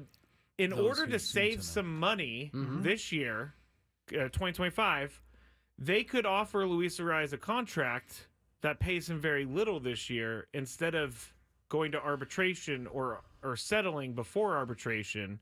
But that means that they would have to offer him a long-term Do you deal. think he's likely to entertain it if they presented it the way you did? Like, we can offer you, very little this year, and then we'll give you the extension on the back end. No, I don't think he. With me saying that, no, I don't think so. Okay. But I know that AJ Preller probably has a better way of going about that. But it makes sense to me if you want to save some money. It's too hard to figure any of this stuff out because we don't even know what position the Padres are going from. Last year it kind of got out that there's going to be some money off the table in terms of spending, and we kind of were able to make guesses and do things based off of that. We're not even to the point yet where we know whether the salary go up or go down. Or will it stay the same? Where they want to keep the salaries the same? So we'll see. It's just so hard to figure it out right now. But there are plenty of options for the Padres. Plenty. There's plenty of options, but there's plenty of work too. There's a lot of free agents, a lot of coaches need to be addressed. So we'll see how it All goes. in good time. Yes, we got time. So you're telling me that once the season is over, AJ just doesn't go on vacation or something? He probably doesn't, but he should. AJ? Yeah. I don't think he knows a whole lot about vacation. All right, there's plenty more with this cave fuzz, so we'll keep going through it. All right, let's get to traffic and the countdown then, right? From the 97.3 The Fan Traffic Center, here's Kelly Danick. Traffic is sponsored by Ulta Beauty. Turning out to be a pretty busy afternoon. Crash clearing on south at 805 past Mill Bell. This other accident further down. This is actually a crash on eastbound King Freeway to the southbound 805. Also traveling on the northbound 163 just before the 8 reports of a mattress partially in the fast lane. Going to find on the coastline, northbound side of the 5, accident right around NC Disc Boulevard. That's over to the right shoulder. And on the southbound 67 before Mapleview, we have reports of a collision involving a couple vehicles there over to the right shoulder. The Emerald City came to Ulta Beauty with wicked collaborations from REM Beauty by Ariana Grande. It brushes for Ulta and OPI Korean. These fantabulous products won't last long. See Wicked November 22nd, only in theaters. Ulta Beauty, the possibilities are beautiful. And Kelly Danick with Gwynn and Chris, San Diego's #1 sports station, 97.3 The Fan. It's now time for Gwynn and Chris to rank their top 5 of the day. Gonna grip and rip as usual. But this isn't just a regular top 5 list. I love it. It sounds sadistic, but I love it. This is the countdown. And it starts right now on 97.3 The Fan. All right, countdown time. We haven't even given the category yet. But every week we pick something to count down, and sometimes it's sports related, sometimes it's not. Today it's not sports related. Skraby came up with the idea, so why don't you announce it to everybody, Mr. Skraby? It's the top 5 game shows we want to be on. Top 5 game shows in the history of game show television that we would have liked to participated in the show. Doesn't matter if it's still on now. It's just at any point through time, if a game show was on the air, you can choose it. And we'd like to be on it. Yes. Okay. So, number 5. Should I just start? You should start. All right. My number 5 is something I play on my phone all the time. Family Feud. I have always wanted to play Family Feud. Yeah. In fact, I think Would you be the guy? Would you be the guy introducing your dad and your mom down the road there? You know, I never thought about it, but yeah, sure. But I think us 3, and then we could get one more person should try to do Family Feud. You have to be together. related. No, they don't do that all the time. Well, they have special ones where you don't. But we're a most family. Of it's family. We're a related. family. I see. We're a family. It'd have to be like Well, radio then let's have Adam. I want Adam type on the deal. show. Okay, Adam would be good at that. And Sammy Levitt. Oh, yeah. Okay, Sam would That's be good our too. squad right there. That's our squad. Who would be the final guesser, though? The final guesser. You mean? I think Adam probably would need to be at the end there. Really? I know it sounds crazy, but I think this is his sweet spot right here. Really? I got to tell you, I'm not good at the feud. I play it once in a while. Oh, Adam says he's in, by the way. Adam's he wants in. to play. I'm not good at the feud. You're not? You? Not great at it. Wow. Not great at the feud. Me and my wife dominate the feud. You dominate the feud. Would you be our final 2 at the end? Fast money? Oh, yeah, I'd be That's definitely what I'm talking about. That's what I'm talking about. Who the 2 are at the end? I think me and Adam can handle that. You and Adam for the fast money. All right. Well, call Steve Harvey and see if he can make it happen. I don't know. I mean, I can lead with Tony's name, and then maybe they'll be like, hey, we need this to Like happen. who? No. Good luck. Your name is exactly like your dad's name, so I'm sure they recognize it. No. I'm going to try to make this happen. What's up, Tony? no. What game show? Press your luck. You just want to say no whammy, no whammy, no whammy, no whammy, no whammy. I don't just tell the guy. I don't even remember what you were supposed to do in the either, game. but the thing would go beep, beep, beep, beep, beep, beep, and then you press the button, Right. and it stops somewhere on the board. And if it stopped on a whammy, then some little cartoon character walked across your screen. I thought and it took was a your monkey. money. That's why I said that. But Yeah. maybe it was the monkey. The No, it's cartoon the character whammy. was That's the monkey. That's what no. I- The whammy was like a. The whammy was I don't kind of even just think a gremlin. It was Yeah, like a. yeah, It was a yeah. monster of some type. Yeah, it was of a thing. little gremlin. Okay. Yes. Yeah. But yeah, it would be Press fun to your luck. say this no guy. whammy. This guy. This little devil guy. Yeah. It'd be fun. Yeah. All right, part of mine is going to be a little bit of a trip down history lane for you guys. Oh god. Sorry, you're going to enjoy it. But number 5 for me is the Gong Show. Did you ever see the I've Gong seen the Show? Gong Show. Yeah. Way back in the day. Yeah. You'd come out, you'd do your act, and if it was any good, you'd make it through, and they Don't would get score you. gonged. But if you stunk at your act, you get a big old gong. The Garv was one of the gongers one time, among other celebrity guests. The Garv was a gong. He hit the gong a couple times. Anyway, the Gong Show, an all-time classic. And if you have any kind of skill, I don't really know what act I would do. But I think it would have been kind of fun to be on the Gong Show. They didn't take anything seriously at all. That is kind of fun. It was a fun show, though. All right. Number 4. My number 4 is something I also play on my phone. I have a lot of phone games, everybody. Get off your phone, man. Get out. Talk to people. Don't be this. You're falling into the new generation. Just on your phone all the time. I don't like to be outside. No, you should mingle. Like, talk to humans. the COVID lockdown was maybe the best thing of my life. You thrived in that time. That is the environment that I thrive in. He thrived. Everybody else struggling. Skraby is having a time of his life. I'm walking down the street. Everybody else is not. Wheel of Fortune is going to be it. Yeah, I You think wasn't you'd be good good this at one. it? I'm very good at Wheel of terrible Fortune. at Wheel of Fortune. You know what the game got taken from the game of Hangman. Remember that when you were a kid? Yeah. You draw little blanks, and then you guessed a letter. And if it was not in there, you started drawing the Hangman. So that's where it came from? That's where it came from. Sure. Hangman, that's the same game. Hangman doesn't survive in 2024. No, I don't think they could call it Hangman anymore. Oh, yeah, you're right. That poor stick figure, we're disparaging Probably it. no good. Yeah, stick figures everywhere would take exception to that. All right, Tony, what's your number 4? Number 4 on my list is Double Dare. Nickelodeon show. Don't know it. Really? I've heard of it, but I don't know it. Like how it works. I don't know the music, but a lot of Mark slime Summers, was involved in it. You get to go and pick that person's nose. There was different. What? It was like, And there was like a big nose. It's not an actual person's nose, but it was full of like gross stuff, and you'd have to go try to find the little flag. in there. Yeah. I always thought I would do well in Double Dare. I think you would. You're an athlete. You need to be an athlete to do Double Dare. Yeah, I like that was one of my favorites as a kid. So I'm going with Double Dare 4. That's a great one. Chris? All right, my number 4 is a show that I'm assuming you two have never heard of. But I think it would be fun to go on YouTube for both of you and try to find some episodes. I don't know if they exist. The show is called Sports Challenge. It was hosted by Dick Enberg in the 1970s. It ran for 8 years. And they would take teams and pit them against other professional teams. So for example, they would take 3 members of the Dodgers and put them against 3 members of the Yankees. And they would play trivia, and they would show videos, and then there would be an answer at the end of the video, and they would ring in. And the all-time record was held by Don Drysdale playing with his 2 Dodger teammates.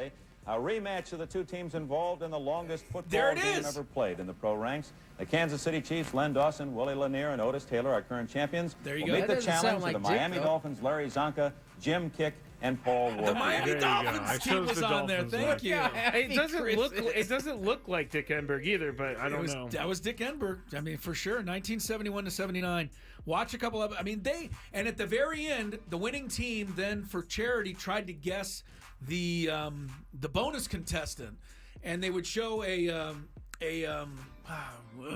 hate when I can't think of a word. Scrambled? No, it was the contestant was standing there, but it was all black. Okay.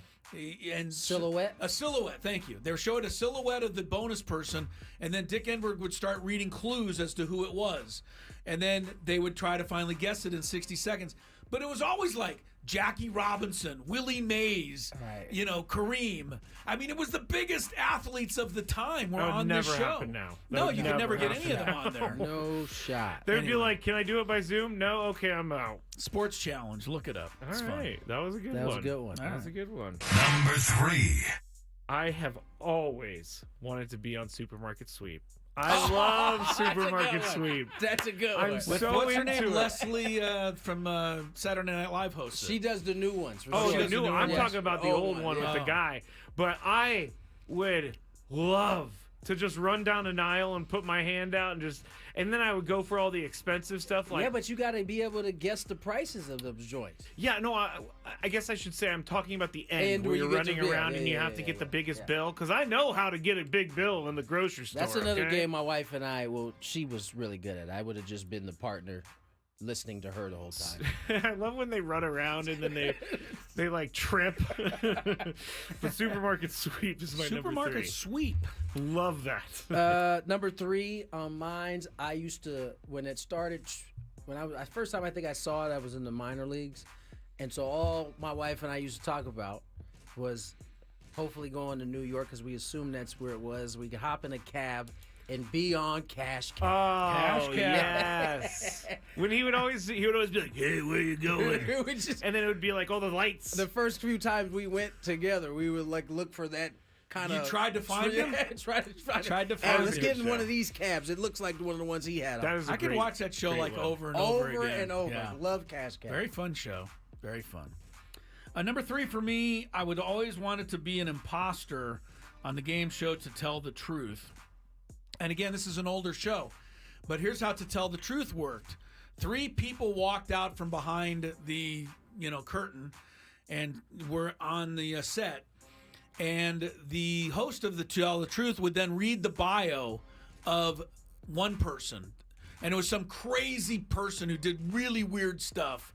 And one of the persons would actually be the guy. The other 2 would be imposters.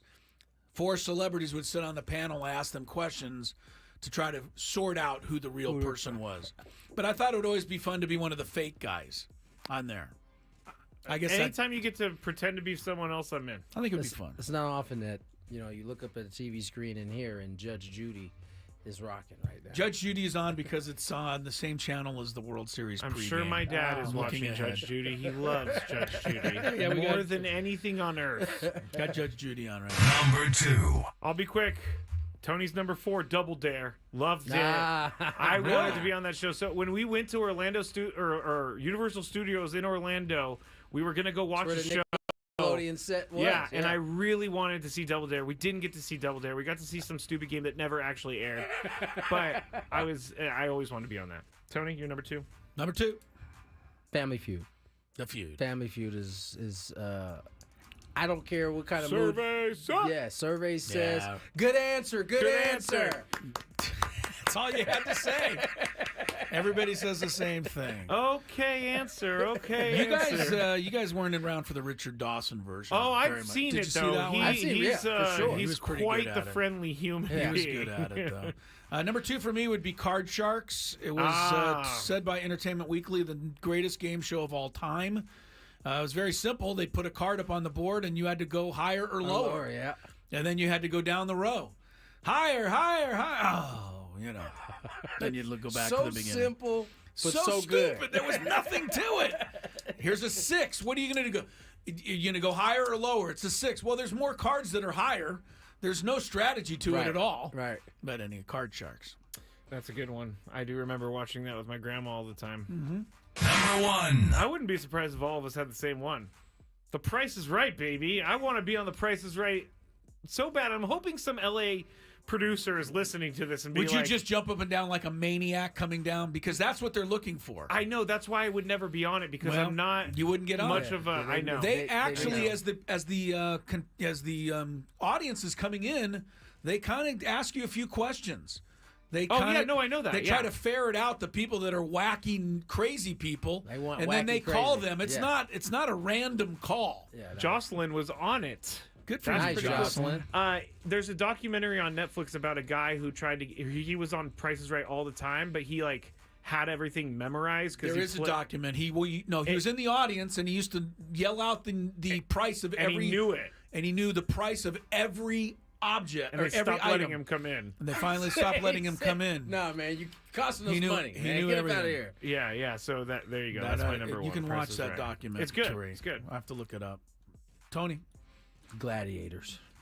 Oh, American Gladiators. American Oh, yeah. Always thought that when is it came awesome. down to the end, I could have got to that. You could have made that. That looks it. pretty tough. I got to tell you, that looks tough. I mean, that's an athletic thing. So the only Tony would problem probably was do it is well. those dudes they were on the juice and they were coming. Yes, they were.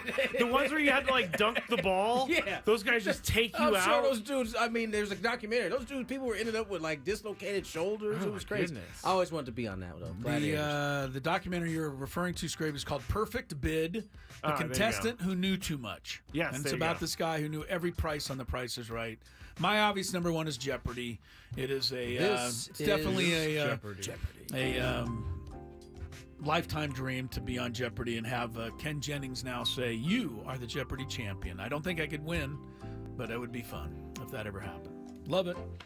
All right, there we go. Is it me? I think so. Let's get to break. 4 o'clock hour. Chris versus the fans on the other side.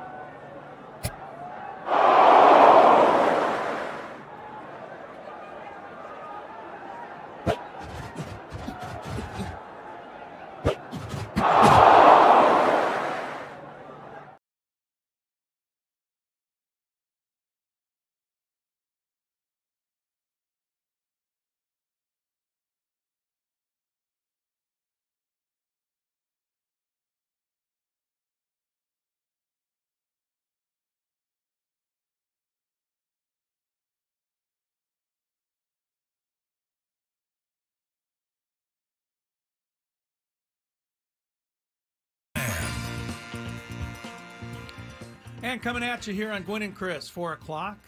Moving into hour number 3 of our Friday program.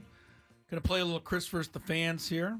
Opportunity for you to play a little trivia. Win a pair of tickets to the sold-out Dia de los Deftones at Petco Park. November the 2nd, it features Deftones, Idols, Paris, Texas, and more. Got to play a little trivia here to do it. Anything going on that we need to touch on before we get into this, Skrabe? I don't think so. You want to just get right to it? Because you hate... I would love to You get hate right when to we it. when we have patter before the I the ask game you show. to save your patter for after the game.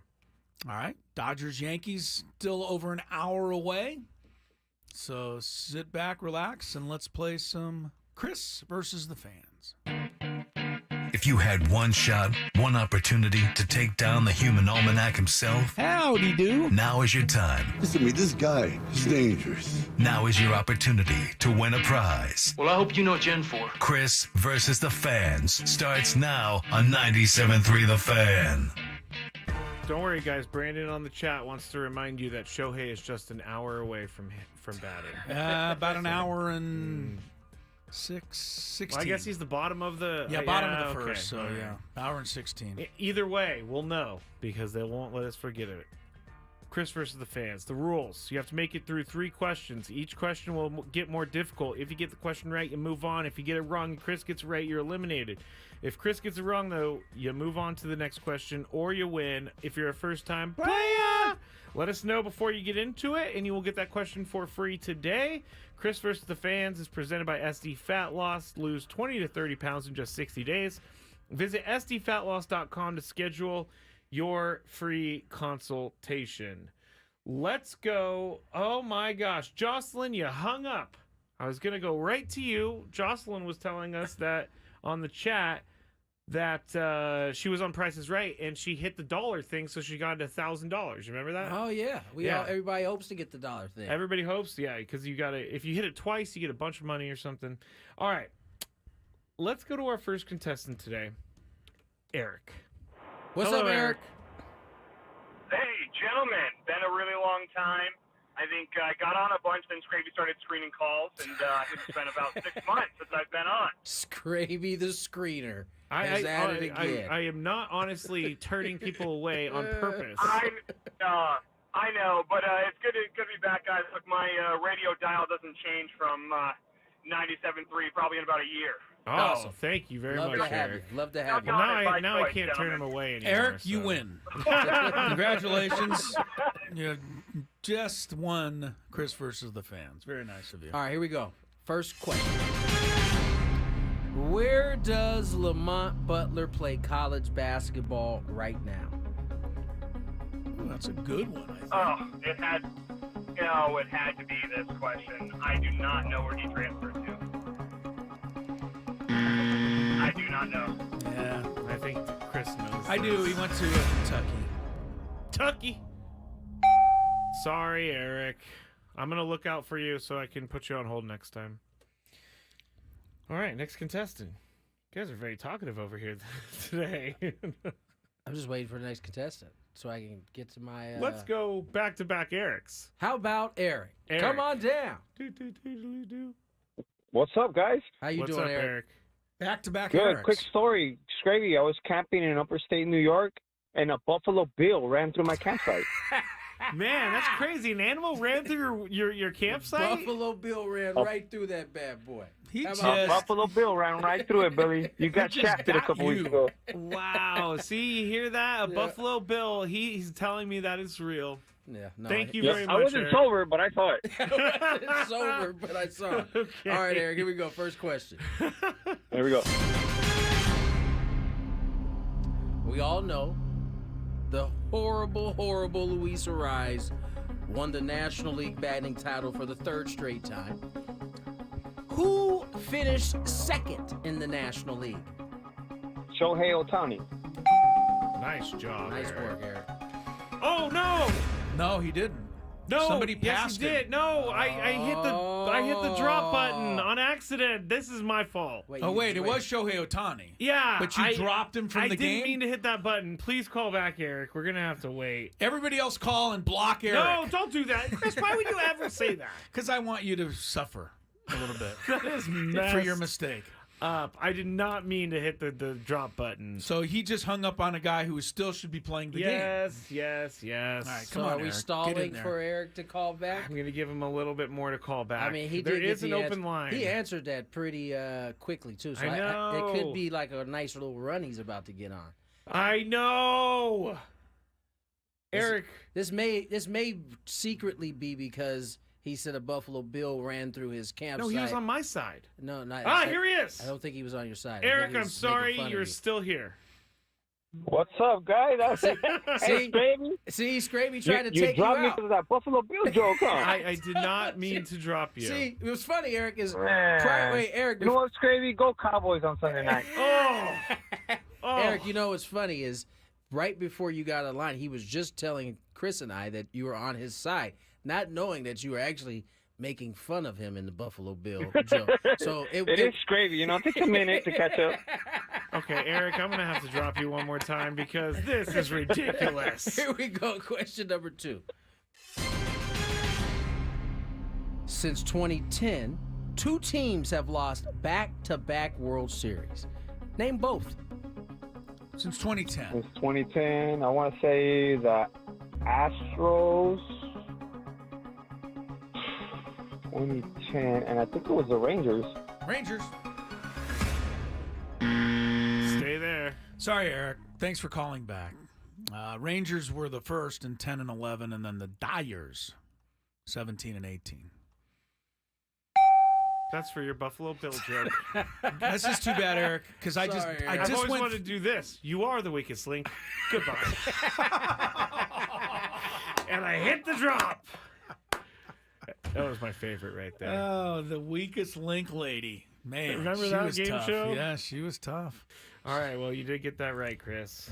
All right, on to the next contestant. Let's go to Greg in San Diego. Greg, how are you? Happy Friday, my friend. I'm good, guys. Happy Friday to you. Hey, just on the game shows, you know, I don't know if you remember, I think it was Black and White. I used to watch it with my parents. What's My Line? And they had a lot of famous people on there. Line? You had to pick, like, the famous celebrity. Yep. So what's my line? To tell the truth. Those are all the old ones. Is that kind of like but they used to get unbelievable celebrities. Like Burt Reynolds would come out. The President of the United States would come out. Man. And the celebrities were blindfolded, so they had to ask questions to try to figure out who it was, and then the person would always disguise their voice and try to be funny. Man, game show producers from back in the day are creative, right? Pretty good. Yeah, what's my line? And getting those people on the show. I guess it was a lot easier when those ideas hadn't been created yet. So that's you could correct. Yes, that's true. A little bit of blank canvas to work with. Yeah, there. True that. Yeah. All right. Question number one. Here we go. Who was just hired as the new Cincinnati Reds manager? Let me think. I don't know. Schumacher. Schumacher. Ooh, I would love for that to happen. I'm sure they would love for that. They would have. That's actually not a bad choice. But they chose someone else. Stay there, Greg. Well, I mean, you're just assuming that they don't like the choice that they were given. They shouldn't. Terry What? Francona. Don't talk about Terry. Terry like that. Francona can manage, man. He's just. Sorry about that, Greg. Thank you. I think you're just weak. It's just you. It's ageism, is what this is from you. Ageism, huh? Yeah, from Skraby. No, I have a Wow. problem Ageism. with people who step away from their jobs and retire due to health issues and come back a year later. Remember Bruce Arians? I mean, it just basically tells me you wanted to get out of that situation. So why didn't you just say, I want to get out of that situation? Maybe the team didn't want him back in that situation. And Could so, be true. Yeah, so there's multiple reasons. I'm not like Terry Francona, the person. I'm not attacking Tony. You're attacking his skills as a manager. You're saying that Skip Schumacher would be a much better choice. I mean, how many World Series is he? Well, he follows me on Twitter, so that's fine. That's why I like Skip. Just mistakenly stumbled upon you. I think he used to listen to the. Oh, this is me. All right. Yeah, waiting on you, buddy. Let's go to Alex. Hello, Alex. Hello, Alex. Happy Friday. Hey, these questions are tough, but I'll go for it. All right. Good luck, Here we Alex. go. You might get it. Question number 1. Or I might miss them. That's another possibility. Who is the number 1 college football team in the country? Right today, number 1.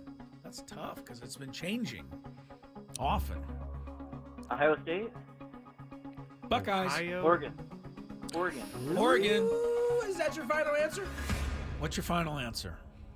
I'm going to go Oregon. Oregon's his final answer. That is You correct. made the right call. Good job. We're feeling generous, people. Yeah. Alex sounds like a good contestant. Let him in. All right.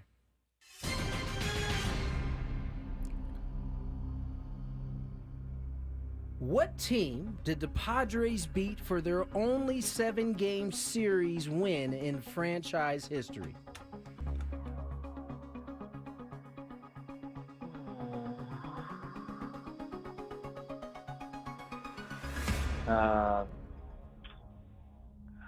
Braves. Nice. When was that? 1998. Yeah. That series went 6. No, I'm saying in a 7-game series. Oh, thank you.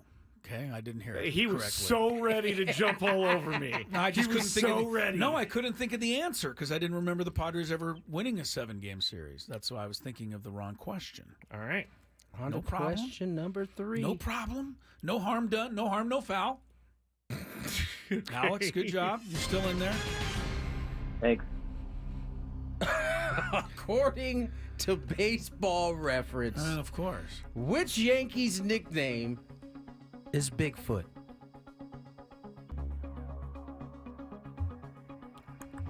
Which Yankees name is Bigfoot? Yes. That sounds like you're Like a Googling, player? sir. Yeah, I think you're looking for a player whose nickname is Bigfoot, and evidently that player plays for the Yankees. Aaron Judge? Aaron Judge. Fair guess. Fair Okay, guess. you're not. Bigfoot. Whenever people give me phrases, they're like, what was that question again? Like, Yeah. And you're just accusing people. Yankees, And you're just accusing. nickname, And you turned out to be wrong. Bigfoot. I did. You didn't say this was an active player, so it I did honestly not. could be any Yankee in the history of the sport. Could which- be. It's question number 3. Yeah, it makes it kind of difficult. I think I know this one, but it's not coming to mind. So when I hear the answer, I'll be angry. I don't know. Whitey Ford. Whitey Ford. Is he a big dude or what? No, he's a little guy. He's a pitcher, but that's all I can think of. It was in the time frame where they gave people nicknames that were opposite of what they were. Oh, so he would have been like Big Whitey Ford when he's actually really small. Yeah. Chris, you are? Incorrect. We got ourselves Alex, a winner. you just won the game. Good for you. Stay online there, Alex. The answer? I'm going to be mad. Giancarlo Stanton. Oh, no, I'm not going to be mad. Some I of never heard what that. were you going to say? Well, I don't remember. I just thought I'd heard that nickname attached to somebody, but it wasn't Giancarlo Stanton. some of those nicknames on It might have Baseball been Reference Mike are Stanton crazy. that you was attached to. Oh, yeah. It was formerly Mike Stanton. All right. That's going to end our Chris versus the Fast Alex, segment. was this his first time or no? No, I don't No. think so. Good job, though, Alex. Good work, Congrats. Alex. He came on here a little shaky on how he was going to be able to get through it. A little hesitant. He ends up winning. He's our winner. All right, let's Very good. let's get to break. On the other side, life comes at you fast. We'll highlight a brawl in hockey where a grudge was held for quite a long time. More Gwynn and Chris on the other side. right. Here's some traffic. From the 97.3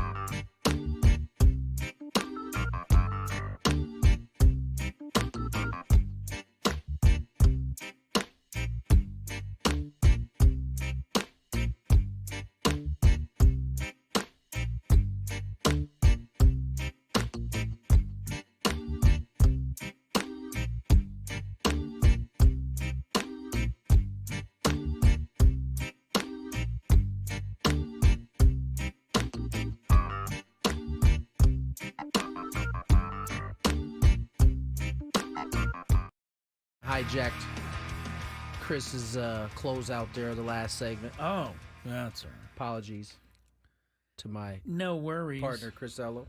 Life comes at you fast. And Chris, you know, given that this is a hockey story, I think you're better positioned to kind of talk about it. But yeah, I like it though. It's a good one. Long story short, it's not very often in sports where a son can get revenge for pops. No, probably never. And the times that it does happen, they certainly aren't getting revenge on the same person. I hand it over to Chris Ello. Yeah, it happened in the National Hockey League, which is where this would happen. Shane Doan was an all-star forward for many teams. I think the one I remember at the end was the Arizona Coyotes or the Phoenix Coyotes or whatever they were called at the time. But Shane Doan was really good winger, and some guy beat him up pretty good in a. There you go, Skraby. Some guy beat him up pretty good in a scrap 8 years ago. The guy's name was Radko Gudas. If you slide it over once, you can see the video of Shane Doan getting his head handed to him, pushed into the. Well, it wasn't even a fight; it was a check. And he was on the ground, and my man just plowed him into the. Yeah, boards. Doan was with Arizona, and the defenseman in question was of Philadelphia. So it was a cheap shot. That's what it was. It wasn't a fight. It's a cheap shot against Doan. Hit him in the back. A very illegal check. 8 years later, 8 years later, Doan's son Josh in the National Hockey League found Gudkus, the same guy. Gudas. Radko Gudas. That is a name. That is a name. He found him, and he beat him silly. He just went after him. And I wonder if Gudas knew that was what was going on. Like, why is this kid trying to beat me up? What's going on here? They're all on different teams. Gudas is now on the Ducks, and the young Doan plays for, I can't see his jersey. He plays for Utah. Oh, no, the Utah Hockey Club. Utah Hockey Club. But he went after him. I love it. And the only thing I can say is, having been around those guys in my years with the Gulls, and what they remember fights the same way golfers remember birdies. They can remember every fight they've ever had. Clearly, that memory bank is passed on to the kids. Because, and a lot of times they end up fighting the same guy, so they want to go to school for the next time they have to fight the same guy. Fighting isn't as big in the game anymore. No. Which I mean, it was always two schools of thought, right? Is fighting just stupid, or was it entertaining? And I think it was a little of both. So I think most people kind of liked it, but I think a lot of people railed against it and thought it took away from the sport. I thought it was kind of enjoyable. I didn't have to do it. They would get some good haymakers in there. I didn't have to do it. Yeah, I thought it was pretty fun. I would say that you could make an argument. Hockey has lost some luster. A little luster without the fighting. Without the fighting. You know, again, I hate doing this because Skraby always comments. How about one time you don't comment? Don't even know what you're going to say. Well, what I'm going to say is, back in the day. If I could there we go. I can't believe you have to always comment. First of all, hold on. I can't believe you didn't have your finger on the pulse. Button. You should have been ready. Too late. The moment's missed. Too late. But in the day, like the 70s and 80s, they didn't even have rules to govern fighting. So they would start fighting, and then every player on the bench would just come off the bench on both sides, and then there would end up being 15 fights all over the ice. And it was quite a crazy scene. Now, many years ago, they finally put a rule in that if you leave the bench, you got like a 10-game suspension. Oh, wow. Much they really like tried to crack down. Right. They wouldn't let anybody off the bench. So at that time, then the most you could get is 5 against 5, unless the goalies went down and started fighting each other, which happened from time to time. Has it? Oh, absolutely. What kind of beef do the goalies have? It doesn't matter. They got to get out there. Because they Why do the guys from the bullpen run in when there's a pushing and shoving match at second base? Fight all of us. That's right. They always run in and then they just mill about. Yeah, and then they walk you back. know, if you have a good Donnybrook and there's 4-on-4 or 3-on-3, and goalies might start screaming at each other, and who knows, they'll go. You can find some videos, I'm sure, of goalies fighting. No question. I think we shared this during the break, so you guys didn't get to hear it. But the one thing that you can be happy is that you're not dealing with that LA traffic that is up there today. Here are the events they have going today. They have a World Series Game 1. Yep. Right down the street, the Lakers are playing the Phoenix Suns. Right down the street from there, the USC Trojans are in action. Oh, that's right. At the Coliseum. At the Coliseum. That is so close to Staples Center. And it's ridiculous. Right. And then they have, I believe, 2 big high school football events going today. So 5 games. But those 3 that I first mentioned are all like pretty much in the same They're area. all the World Series, Dodger Stadium and Crypto Staples Center, whatever, and Coliseum are all within 5 miles of each other. That piece of freeway. And you're looking at 80,000 at the Coliseum. You're looking at 20,000 at Staples and 50 at Dodger. That's 150,000 people all crowding in into a 5-mile radius. That's just radius. the people that can get in. You know there are people going down that way who have no ticket at this And point. there's probably a few people just trying to get home from work. It looks like about that those part people. too. That's that oh part yeah. too. Oh, can you it's gotta imagine? be a That would mess. I would be so infuriated. It'd be like, even though I want to go to all these events, I'm so mad that I'm in this traffic. That'd be a mess. That traffic is ungodly right You, now. you got to be taking public transit, guarantee. right? No, nobody. LA doesn't have public transit that's They any have a good. subway, don't they? Yeah, but nobody's used to using taking that. it. Yeah, you know what I mean? I don't even know where it Well, goes. that's what I mean. Where does it go? I don't know. He says, Y'all I don't know. Might as well just stay at home, watch the game on TV tonight. Oh, That's Michael crazy. says the 15 North is pretty bad too. Yeah, From no. Miramar to Temecula. Ooh, Michael, you were doing some That's in my driving. neck of the woods. I guarantee you. But that's you not, are at least rolling. But in that's that not traffic for the game. No, that's just normal That's traffic. just right regular there. old everyday traffic. Add a what'd you say 50, 50 40, thou.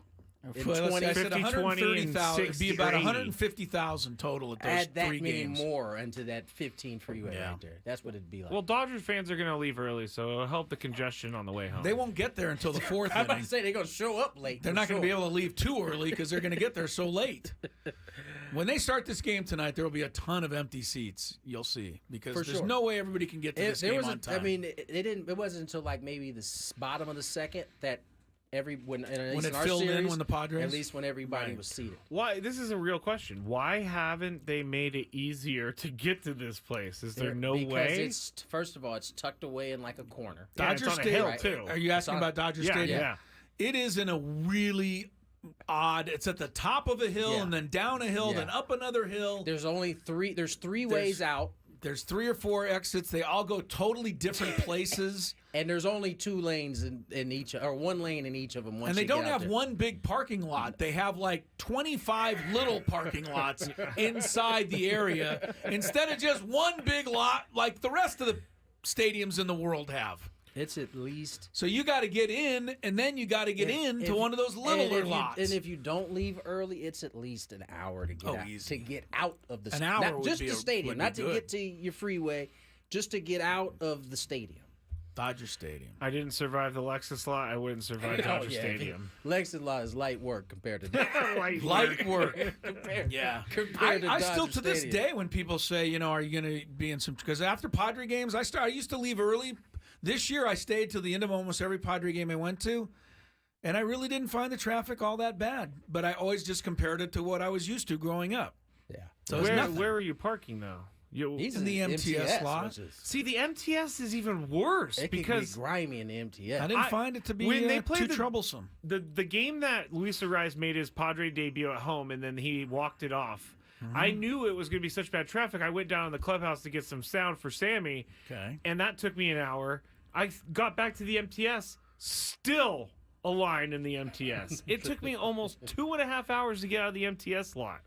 And then JP, PR guy for the Padres, got into his car. JP It was Nolan? that late. He was leaving. Yeah. And he looks at me. We lock eyes. Did I let him in? Yes. Of course I did. I let Yeah, JP in. You're trying to get, you know. No, and JP's a nice guy. No, it so sounds I let like him your in. sounds like your bark is worse than your bite. Then you're That telling sound- me that you I think never that- let anybody that in. might be the most Now all accurate of a thing sudden, you ever know, now said you're about doing Matt it. Skraby This right is there. me on Villa de la Valle. That's Don't believe it. in your head. You're a softie. In your head, you're like You're a softie. Trying when it's to all look for said and done. soft as cotton. Oh, is this me? Yeah, as the car pulls up, that's you right there. Let's get to break. On the other side, Skraby's finally got a big 5 ready to go. We'll hop into it. More Gwynn and Chris.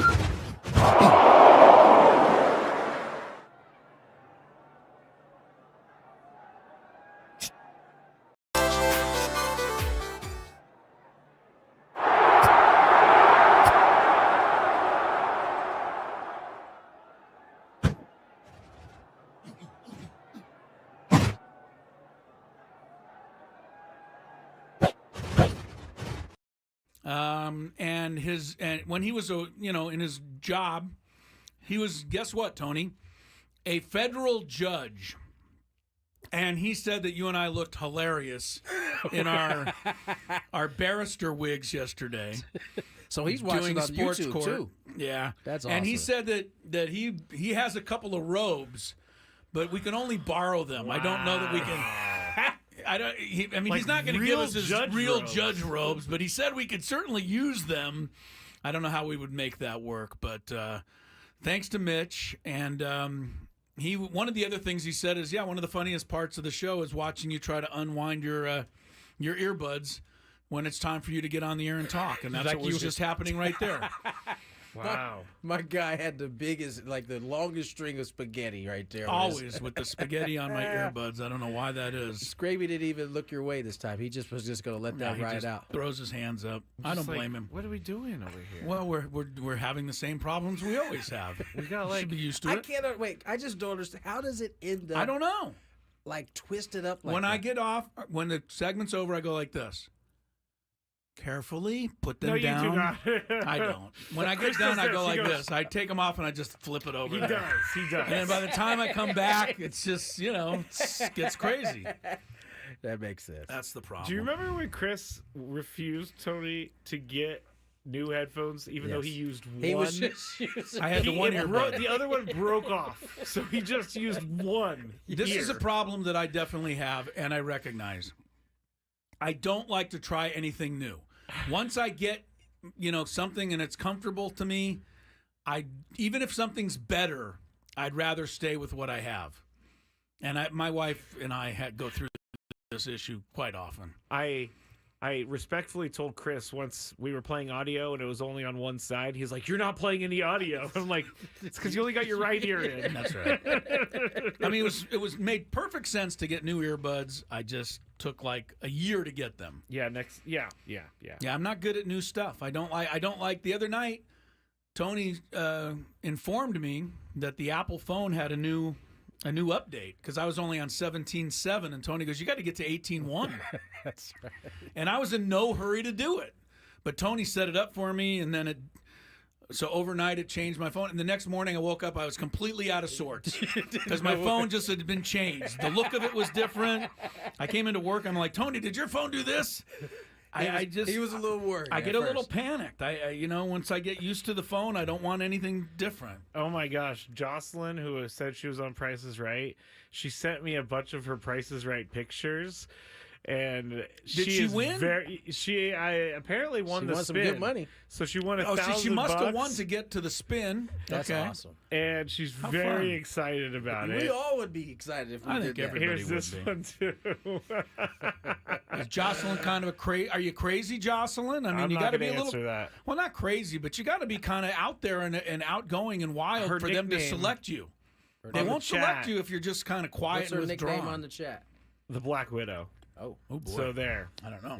Yeah, Jocelyn, I'm a big fan. Can I tell you? All right. Let's carry on. Big fan. Traffic, big five. Let's go. From the 97.3 The Fan Traffic Center, here's Kelly Danick. Traffic is sponsored by Valvoline Instant Drive-Thru Oil Change, your trusted instant drive-thru oil change. Well, guys, we're not seeing much relief on our roads. Very busy on just about all of our freeways, but just one accident to mention. It's eastbound side of the 78. Before Nordall Road, tow trucks on scene. A couple vehicles got into it, door over the right shoulder. Stop by any of the 30 San Diego Valvoline Instant Oil Change Centers. You don't have to get out of your car. It usually only takes 15 minutes or less. Plus, get a free courtesy check of your tires and battery. Visit SoCalOilChange.com for directions and discounts. SoCalOilChange.com. I'm Kelly Danick with Gwynn and Chris, San Diego's #1 sports station, 97.3 The Fan. It's that time of the show when we check on the latest in sports. Only the most important topics and questions are brought to light. Stop what you're doing and listen. These news stories will astound and amaze you. The one, the only. Oh my God, who the hell cares? The Big Five starts now on 97.3 The Fan. I hope you didn't read this, but baseball coverage on 97.3 The Fan is presented by T-Mobile. Head to T-Mobile.com and get a great deal on an iPhone 16 Pro. And we move into number five, which we need to make our predictions, guys. So World Series is 25 minutes and 40 seconds away, according to TV right now. I think Chris is up first today. Chris, who is your winner? Who is your MVP?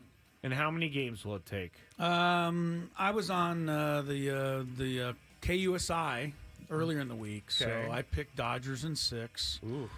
I don't know how I'm supposed to do the right thing here. If I pick the Yankees in 6, people would be upset with that, I'm sure, too. So I think the Dodgers have a little deeper lineup. I think they have a little deeper bullpen.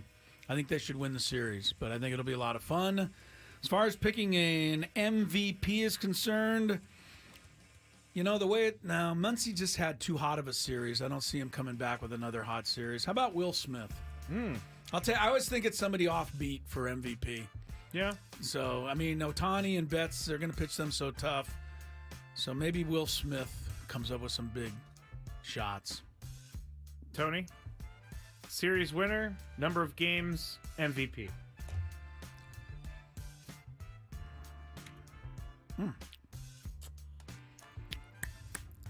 I'm going to say. I think I should turn this down. It's so serious. I'm going to say Yanks in 7. Yanks take the Yankees. 7. All right. Spoken like somebody who's going to have to see some more Padre fans than I'll run into. Oh, you know I don't care about that. I would certainly pick the Dodgers if I felt like they was going to win, and you know who the MVP is going to be. So go ahead and you can put it down. Oh, God. You don't even need to ask me, Skraby. Soto. Well, John Birdie's not on the roster. John Birdie didn't make the roster. It only leaves you with one other choice. Soto. Yeah. All right. Do I have to make one too? Yankees in 6. You got Yankees in. You don't have 7 on mine, just so you. There you go. Just put 7. Yankees in 6. And I'm going to take Chris's guy, not Tommy Edman. That can't happen if I choose the Yankees. That was pretty dumb. I'm live on the air right now. So you really want to pick the Dodgers is what you want to do? No, I just wanted to stick it to Chris, and I didn't think that through. Yanks in 6, but Tommy Edman's the MVP. It could happen. It happened in one World Series. Okay. Just one. I got one. As much as Chris is going to hate this, Jazz Chisholm. Well, yeah, I would hate that. All right, there we go. What was my commentary about Jazz Chisholm a couple weeks ago? I don't remember. I had a one sentence description of Jazz. Oh, gosh. I wasn't here for this. What? He's an idiot. That's very mean. I know, but I don't like the guy. I don't like the way... You don't know him. I know that he went out of his way to, try to stick it to the Tigers after they won a game in the series and say, they were lucky. Come on, That Jazz. was actually the Royals, I believe. Was that the Royals series? It was, yeah. Yeah. Runs let's move together on. for me. I don't know that they didn't play Detroit, did they? Yeah, they played the Royals. Yeah. All right. Number 4.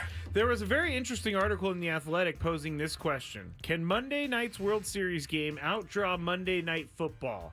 Now, none of the last 4 World Series have averaged more than 12 million viewers, and last year they averaged 9.1 million viewers with the Rangers and the Diamondbacks. Only one World Series has averaged more than 20 million viewers since 2005, and that would be the 2016 World Series featuring the Cubs, finally getting that win after so long. That series averaged 22.8 million viewers. Get this, Game 7. 40 million people watched Game 7 of that series. Now, Monday Night Football is going to be the Giants at the Steelers. Oh, they got a shot then. Yeah, I guess so. The Giants playing. I know. Although New York is still New York, right? Giants? Yeah, are Giants fans usually Yankees fans? Are they going to watch the fans? Yankees or the Giants, though? You're right. I could ask somebody from New York, but I think the Yankees used to play at Giant Stadium when they were fixing Yankee Stadium. Well, there so you the go. Giants and the Yankees kind of go together. The Mets and the Jets normally go together in that. Well, Not they ran always. too. They ran but- too. Right. The average Monday Night Football game last season averaged 17.4 million viewers. Tony, do you think the World Series can challenge Monday Night Football this year? I think it can this year. They have the right 2 teams. The Giants football team is atrocious right now. Yes. The Steelers have Russell Wilson. Who wants to watch him? This Tony. guy. Tony's pointing to himself. But not a marquee matchup in the NFL. So they got a chance. They got the 2 most popular teams in baseball in a World Series. Hopefully by that time, that's a Monday game. Yes. So that we game 3. That'll be game 3. 3, yeah. Yeah, it'll be the first one So in New York. hopefully these first 2 games live up to the bill. They got a shot. I'll say they have a shot. All right, Chris, do you think Monday Night or the World Series could challenge Monday Night Football? I don't. I'll take Monday Night Football. The only way I'll take the World Series is if they decide to put the Giants-Steeler game on ESPN+. Okay. I don't know. Football, I was going to compare it to something. I don't get it. Like, I don't get why you wouldn't be watching the World Series over a Week 7 game, but I feel like football is just dominant like that. So I think football will win. He's probably right. Yeah, no, that's true. That's true. Number 3. During the Tampa Bay Buccaneers Week 7 Monday night loss to the Ravens, quarterback Baker Mayfield was seen popping some pouches into his mouth while he was on the bench. Football fans immediately recognized these pouches as Zyn, which is a tobacco-less nicotine product. ESPN reports that Mayfield will not be disciplined. This is what the article said, for popping a lip pillow during the game. That's why I had to keep it in there. Pillow. I've never heard of that before, but I think I'm going to dare call him put that in. a lip pillow. However, the NFL does prohibit the use of tobacco-related products both on the field and during interviews, so Mayfield will reportedly receive a letter directing him not to use Zyn on the sideline again, but he could be fined the next time he's caught zinning or putting in a lip pillow. Chris, how big a deal is this? I think it's a look that Baker Mayfield would rather not have. There's young people watching, probably not the best example to set. But beyond that, not that big a deal. Tony, how big a deal is this? It's just a reminder that they're always watching you. It's bad. It's a small deal. Especially your quarterback. No deal. No deal at all. They always got a camera on you. I mean, he was like literally doing nothing on the No, bench. I know. And I'm just saying, you got to be aware. I saw Reggie Jackson one time. Go ahead. You know what you do? I mean, this is what you can do. Go behind one of those coolers. Or go into the medical tent. Right, pull the medical tent out. Yeah, they or got the pop-up bathroom that they have out there sometimes. Or you could be like Reggie Jackson, who once had a gigantic chew of tobacco in his cheek. One of those, being interviewed after a game and just... I mean, that was kind of the norm. I know, and just turned and just spat right there and went back to the interview. See, I don't know about the spitting part. Yeah. Most guys who had it in... Reggie didn't mind. Reggie just did not mind. Fair enough. Well, it's Number 2. It's not the best look. No, but it's fine. Yeah. The 49ers, okay, let me just start this, guys. You're going to have to take my fandom out of this. This is not something that I'm going to allow you guys to put on me. 49ers should have a gripe with the NFL schedulers because they're not only facing a tough schedule, but the schedule makers gave their opponent as much time as possible to prepare for the Niners. In the last 2 weeks, the Chiefs have played the 49ers coming out of their bye, and the Cowboys are going to be playing the 49ers coming out of their bye. Then in Week 10, the Seahawks have their bye, but play the 49ers in Week 11. Then in Week 12, the Bills have their bye, and the 49ers have to fly to Buffalo in Week 13. This is not me complaining about the schedule. Tony, should a team have to match up against 4 teams who are coming off their bye week? I'm sorry. Read that again. That's a long thing Give to me read. the 49ers keep playing teams that are coming off their bye. 4 times this year, they played the Chiefs coming off their bye. They're going to have the Cowboys coming off their bye. Yeah. They're going to have the Seahawks coming off their bye. Yeah. And they're going to have the Bills coming off their bye. So, should a team have to do that? Match Yes. up against 4 teams who are coming off their bye. Yes, hang with them, 49ers. Yes, this is what the schedule makers made for you. You went to the Super Bowl, right? Yeah. So typically, Chris, correct me if I'm wrong, your schedule's supposed to be one of the hardest. It is. Yeah. You win a division, you play other first so place guess teams. what? This year, it's been a little bit harder because guys are fresh coming off of bye weeks. Not that it would matter. You guys still would be in the same record, by the way. It's fine. I don't care. Yeah, that's I why don't we're care. asking. That's why you're asking a. I told you to take my 49 fandom out of question. this. Yeah, whatever. Chris, should a team have to play 4 teams coming off a bye? I would say that it's a little unfair, but I also don't know that. I mean, the schedule is so computerized, right? I don't know that that's something they factor in. They should. I mean, it's got to be so difficult in the first place just to make a Right, that's what I'm saying. 17-game schedule over 18 weeks. There's no way they can I think protect this is. against I everything. honestly think this is just it's a hang with them in terms of it. Just I think it happened randomly.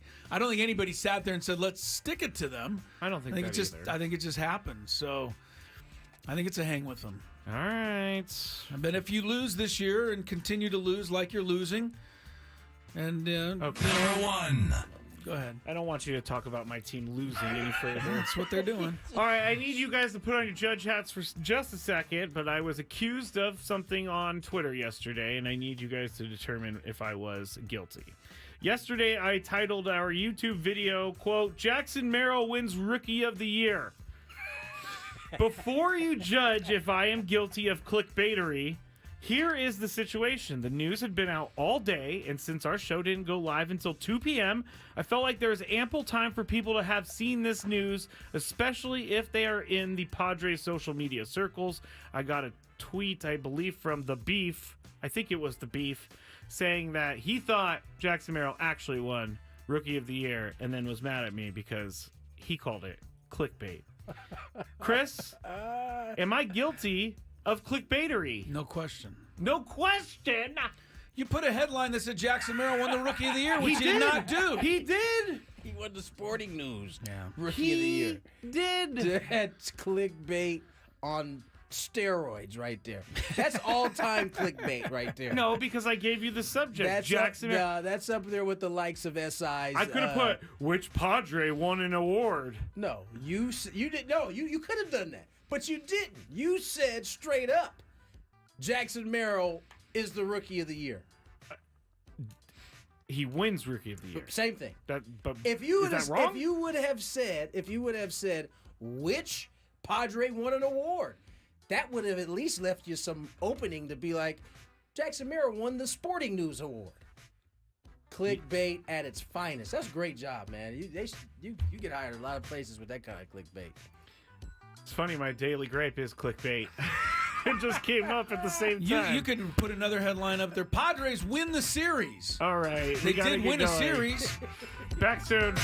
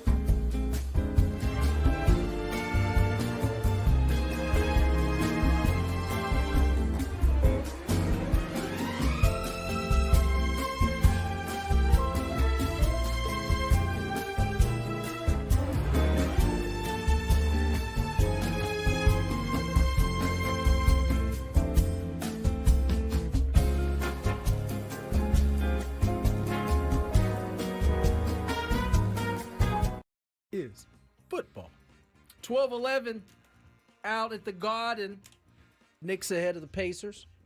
Did you say 12-11? Oh, I'm sorry. That was a score, not a time. We're never mind. That's fair. It's possible. That's fair. I often will. He normally gets the minutes right, though. I'm usually within our actual show frame. Hours. That's true. That's why I was very confused. I'm like, man, we went all the way back to lunch? 12:11 is the time. Yeah, no, 12:11 is not the time. 5:01 is actually the time. 5:01. Just kind of giving you a little bit of NFL news here. We've gone over the fact that Jaden Daniels is feeling better, has a chance to play. We talked about Tua clearing protocols. Bosa plans to play in a limited. Which one? Joey. Okay. Charges. Joey Bosa. He's kind of the wacko one, right? The guy that lost his mind during the playoff game against Jacksonville. Oh, yes. He's wacko from that. Yeah, he's definitely he's the quieter one, but rages a little bit more. Okay. Yeah, Nick is the better athlete, the talker, but certainly seems to be more controlled. Correct. Yeah, that's a my pretty good assessment. That's my take on the brothers, by the way. Now, the big thing with Joey Bosa, is he playing or not? He's going to play Chargers in Bosa limited to role. play in limited role versus Saints. Chris Olave's also supposed to be back for the Saints, for you local Chris Olave fans.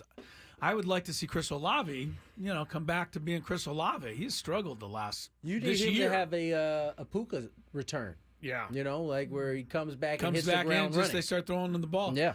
Yeah. I mean, look, I wanted Kevin O'Connell so bad to prevail over Sean McVay. Mm-hmm. But I did forget when I was looking at that game last night that Sean McVay begat Kevin O'Connell, right? Kevin O'Connell was his offensive coordinator in the Super Bowl year.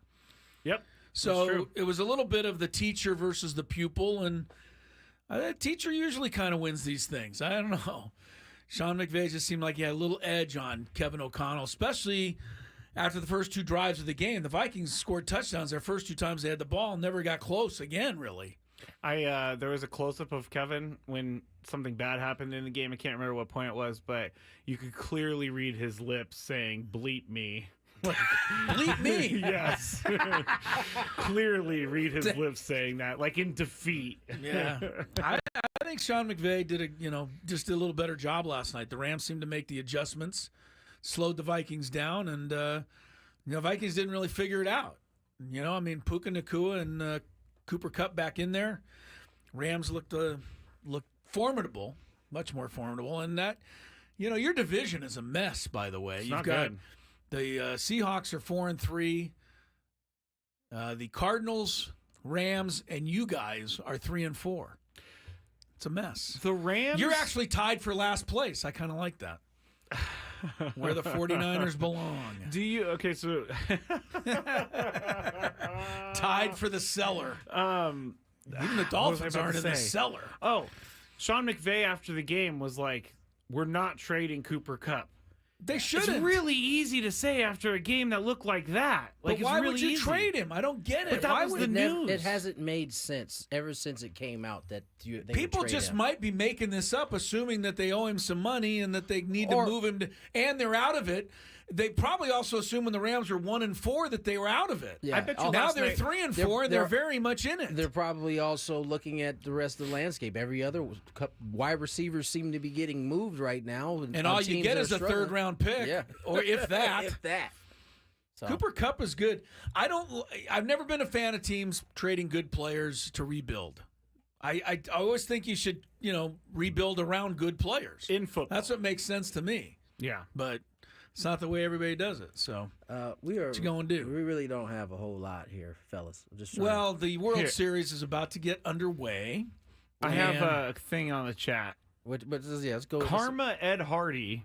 Take it for what it's worth. That's their name on the chat. Karma Ed Hardy. Oh, okay. Yeah. Joey Bosa is better than Nick Bosa. Yes.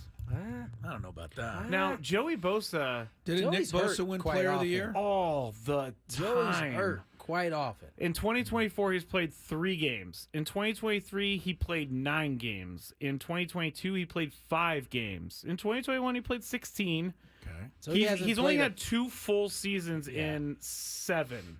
And that's coming from a defensive end, right? Like, I think it feels like his brother's been out there a lot more. We've also seen a lot of and I'm not bragging, we've also seen a lot of the 49ers, which means that... Well, they're on a better team. Nick Bosa is shown more.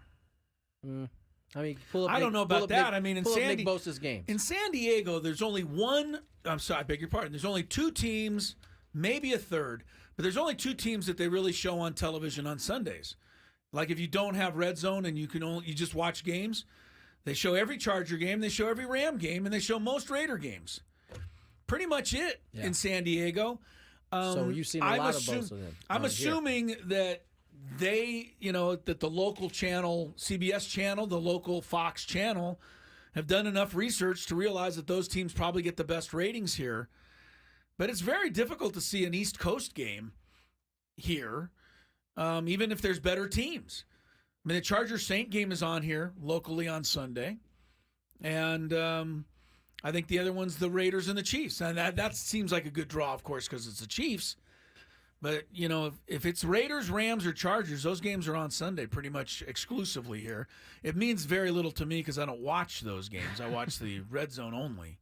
But he won Defensive Rookie of the Year, Nick Bosa, in 2019. He's played the only season he has missed a significant amount of time because he's at least appeared in every game except for 2020. Tore his ACL in the second game. I think that's reasonable. Yeah, I think that's reasonable too. Tearing an ACL, but he's been in there. So I'm gonna say Nick is better.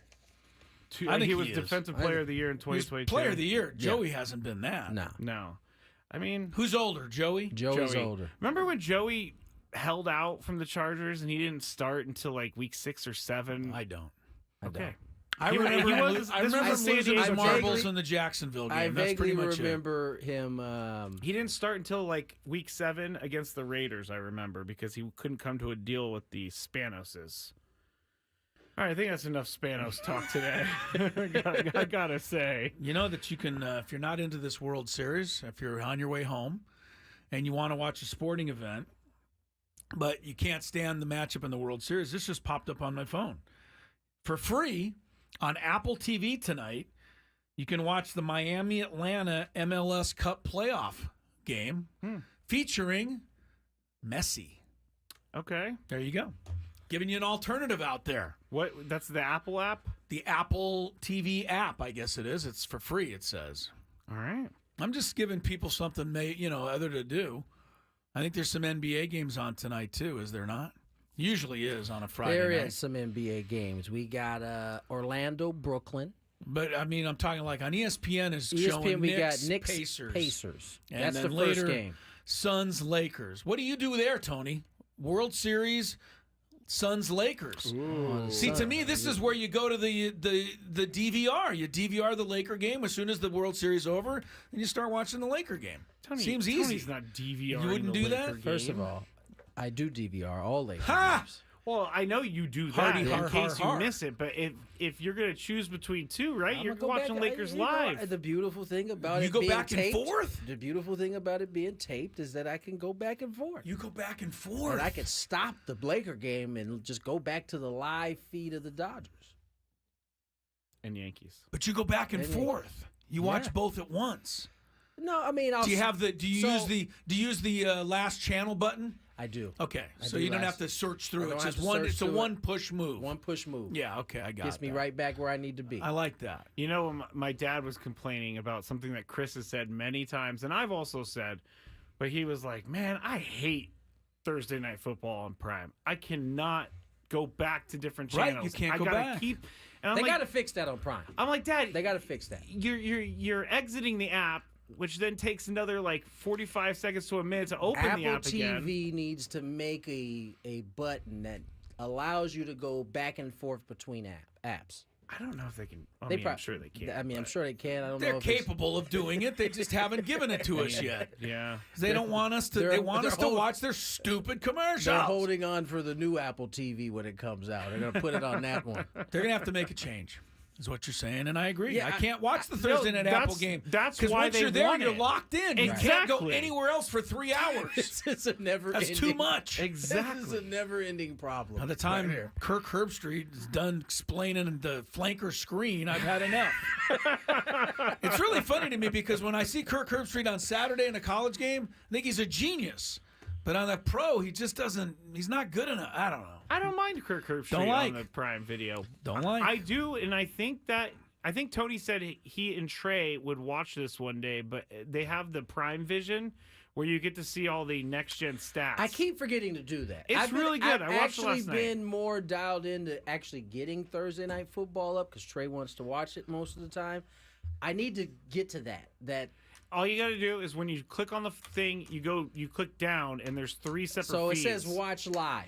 Yeah, it says watch live. So you click the watch live, you go to the regular stream, then you click down, and you're going to have one that says like next gen stats and then the Spanish broadcast. Is next gen stats like analytics? Yes. So why would I want to intentionally It really subject is. myself to that? But what it is like it follows the receivers and running backs on the field, so it paints a line on behind them wherever they run, so you can look at all the routes. They also have a different camera view. Do you think that's what Troy Aikman was watching when he said that the routes that the Dallas Cowboys run were trash?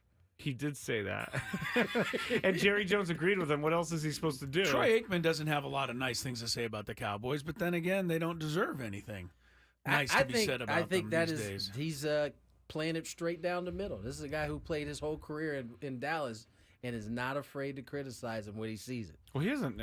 He doesn't owe Jerry Jones anything. I mean, but you see a lot of guys not afraid to kind of criticize their own team. I would think he's got a pretty good fan base in Dallas, Texas. It's Troy Aikman. He does. But if he's ripping the Cowboys, some of that might erode. Quite frankly, he's had a lot of practice because really since he left, they haven't been, that good. Boo! He's the last great quarterback. For them. So I'm sure that gives him a little bit extra gravitas. When he walks in, he can puff out his chest. I'm booing the screen. Oh, why? Because Juan Juan Soto is up. All right, let's get to break.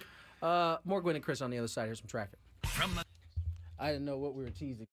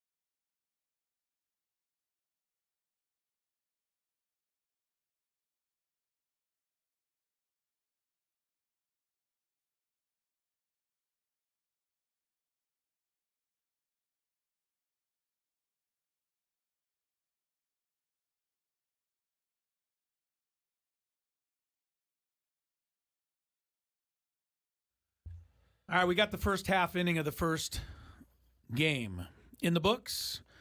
Yankees got Juan Soto on base. Anybody want to take a guess how? They were scared of him. He walked on 4 pitches. Didn't even throw him a strike. All right. 2 outs, Giancarlo Stanton reached on an error by shortstop Tommy Edman, but with 2 on, Jazz Chisholm grounded out. So the Yankees are done in the top of the first. Dodgers and your guy, Shohei Ohtani, batting in a few minutes, Skraby, if you can hold out. The real Carlos Torres started to show up. Yeah, at the end of Tony's that part screaming there. bloody murder on the home plate umpire. I told you guys yesterday he wasn't very good. You did. He's proving you right in the top of the first inning. He How does that happen, missed a though? few pitches. How does a guy who's not very good get there? There was actually somebody, I think I might saw it on Twitter. There was actually a breakdown of where, or Chris, I think, might have brought it up on Twitter yesterday, where the breakdown of where these guys finished behind the plate. Oh, yes. Oh, the umpire, percentages. Yeah. He was a 91%. Okay, so I think. you had percentages. The one I saw had where that ranked amongst the rest of the umpires. Okay. The highest was, I believe, Todd Tishner. He was 22nd. There were some 40s. My man Fletcher, who's on this thing, I think he was in the 70s. So they don't have the best 6 umpires in baseball. In terms of how they rate it behind the plate. Now, they got other bases as well. I'm not defending Torres at all. But we don't allow the umpires to have some top of the first inning nerves. It's a World Series, game 1. Maybe he's a little jittery back there. Possible. I don't think the umpire can afford to be jittery. Here's the deal. He's a human being. He started off with a perfect at bat. I saw with Soto.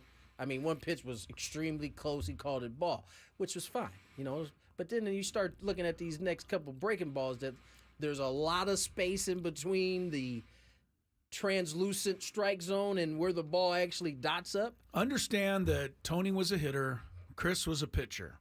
Yeah. Tony was at a much higher level. But let's just say Chris is also an official, too. Make sure Chris keep thinks that in every mind. pitch is a strike. Tony thinks every pitch is a ball. We now go to our resident referee, Chris Sello. I got nothing for you, Skraby. Thank you for going to me. Come on. I just gave you what I gave you. I think the umpire's a little jittery. I think that's why I missed the. That is in mid-season form. Well, Let's leave. that Let's was the leave first Angel. top of the Angel first inning. retire. Let him be. I mean, when you're reffing a big game, when you're reffing a big game in a packed gym on a Friday night, you kind of want that first call to be an out-of-bounds call because that's the easiest one. You certainly don't want a block charge on the first play of the game.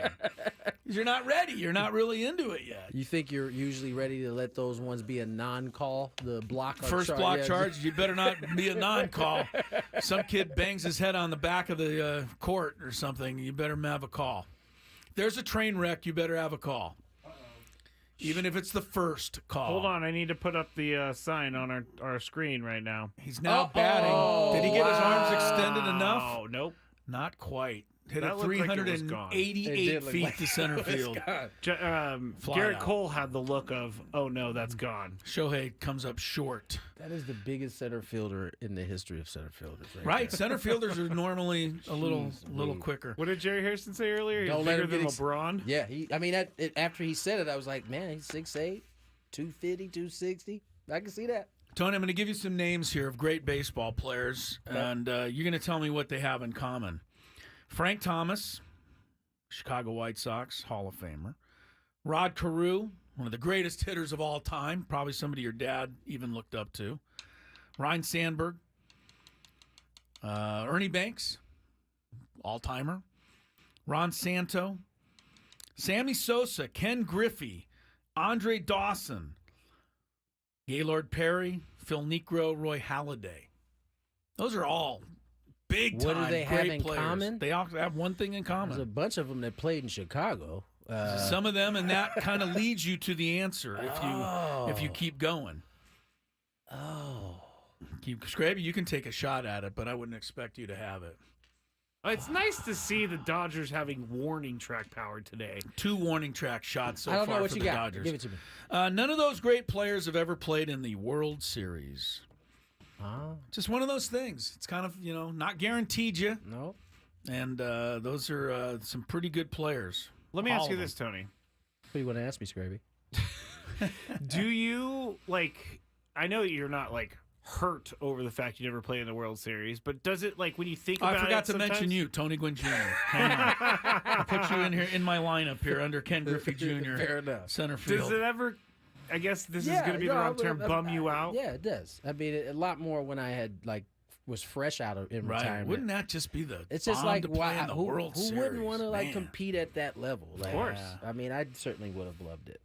What and did there's so many guys that have starred in the World Series that you'd like are not no names, but guys that weren't Hall of Fame type players. David Freese, right? Big time. He was this incredible World Series he had comes to mind, and so many others. I mean, you look. I don't have all the. Skraby, what did my dad say? You know what he did say was that, when he got there in '84, and he was young, and he thought he would go back a bunch of times, and he probably didn't appreciate it as much as '98. So he made sure even though it was even quicker of an exit in '98 than it was in '84, took it all in. I think he took it all in. Yeah.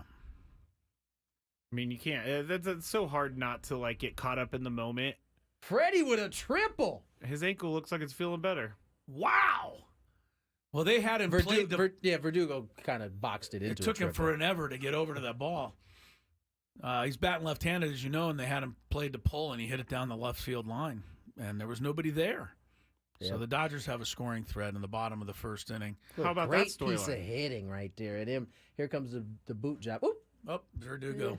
I'll give you a guy that was a nobody that had a great World Series. 1998. Scott Brocious. Come on. Hit 2 home runs in Game 3. One of them off Trevor. I don't even want to say it in case Trevor's listening. He had the biggest hits in that series outside of Tito Martinez. Man. I mean, Scott Brocious. I don't know Scott at all. I hated him for like at least 5 years. Yeah, he just had a crazy streak. I mean, he hit like I think 230 that year. Oh, if that. And then proceeded to be the dude. That is really World Series. Yeah. I know we've mentioned Steve Pearce before. He played for the Red Sox the year they beat the Dodgers in 2018. Steve Pearce wasn't even a starting player in the major leagues for any part of his career. Started in Pittsburgh. But he's maybe okay. No. I mean, his career started in Pittsburgh. Right. But I don't think he was ever really a starter. I think he always came off the bench, but the Red Sox put him in, and they couldn't get him out. Who was the MVP in 2020? Skrabe? World Series MVP. You should know this one. Corey Seager. Same as last year. That's true. Corey Seager's won it twice. World Series MVP. World Series MVP. Yeah. And he got the MVP in the same stadium, too. If I'm not mistaken. He did. He wasn't playing for the Rangers at the time, but they played in Texas because if you remember, COVID wouldn't allow us to mingle very much. Although I think they had like they opened up like 50% capacity. It was Texas, so they had. I mean, I'm just saying they had different rules in California for sure. So they were able to go and see the game, and then the Super Bowl was 50%, but it was all like medical professionals. Oh, that was the Tampa Bay, COVID. Kansas City Super Bowl. Don't take me back to that. Yeah, let's never go back. How about this storyline? I was reading earlier, Alex Verdugo, who just boxed one in left field, he used to play for the Dodgers, and he said when he got traded, he understood it was a business, but he said it really hurt him. And he really wants to pay, get retribution on the Clearly Dodgers. Too much. It hurt too much because he just kicked one in left field. So. No score going to the top of the second there. We got 33 minutes, and you got a Skraby Chronicles after this. Yeah. Yeah. And we got Sean Lewis coming up. That's right. Sean Lewis, the Aztec football coach. God, we've been talking about all this other stuff. I almost forgot he was coming on. Well, stay tuned. He's coming next to talk a little bit about tomorrow's big game against Washington State. Stick around. Ben and Wood.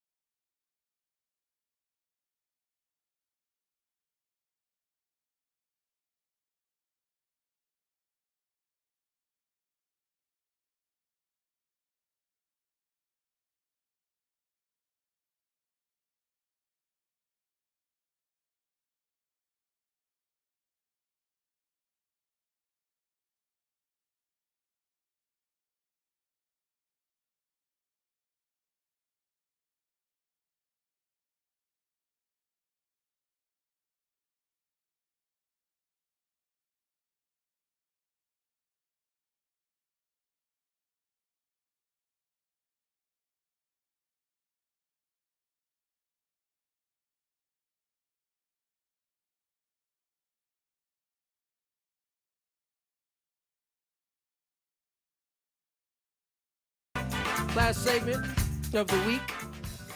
Last happy hour segment of the week. 5:34 on the clock. Tony Gwynn Jr., Chris Sello, Matthew Skraby. Still 0-0. Top of the second. Runner on first for the Yankees.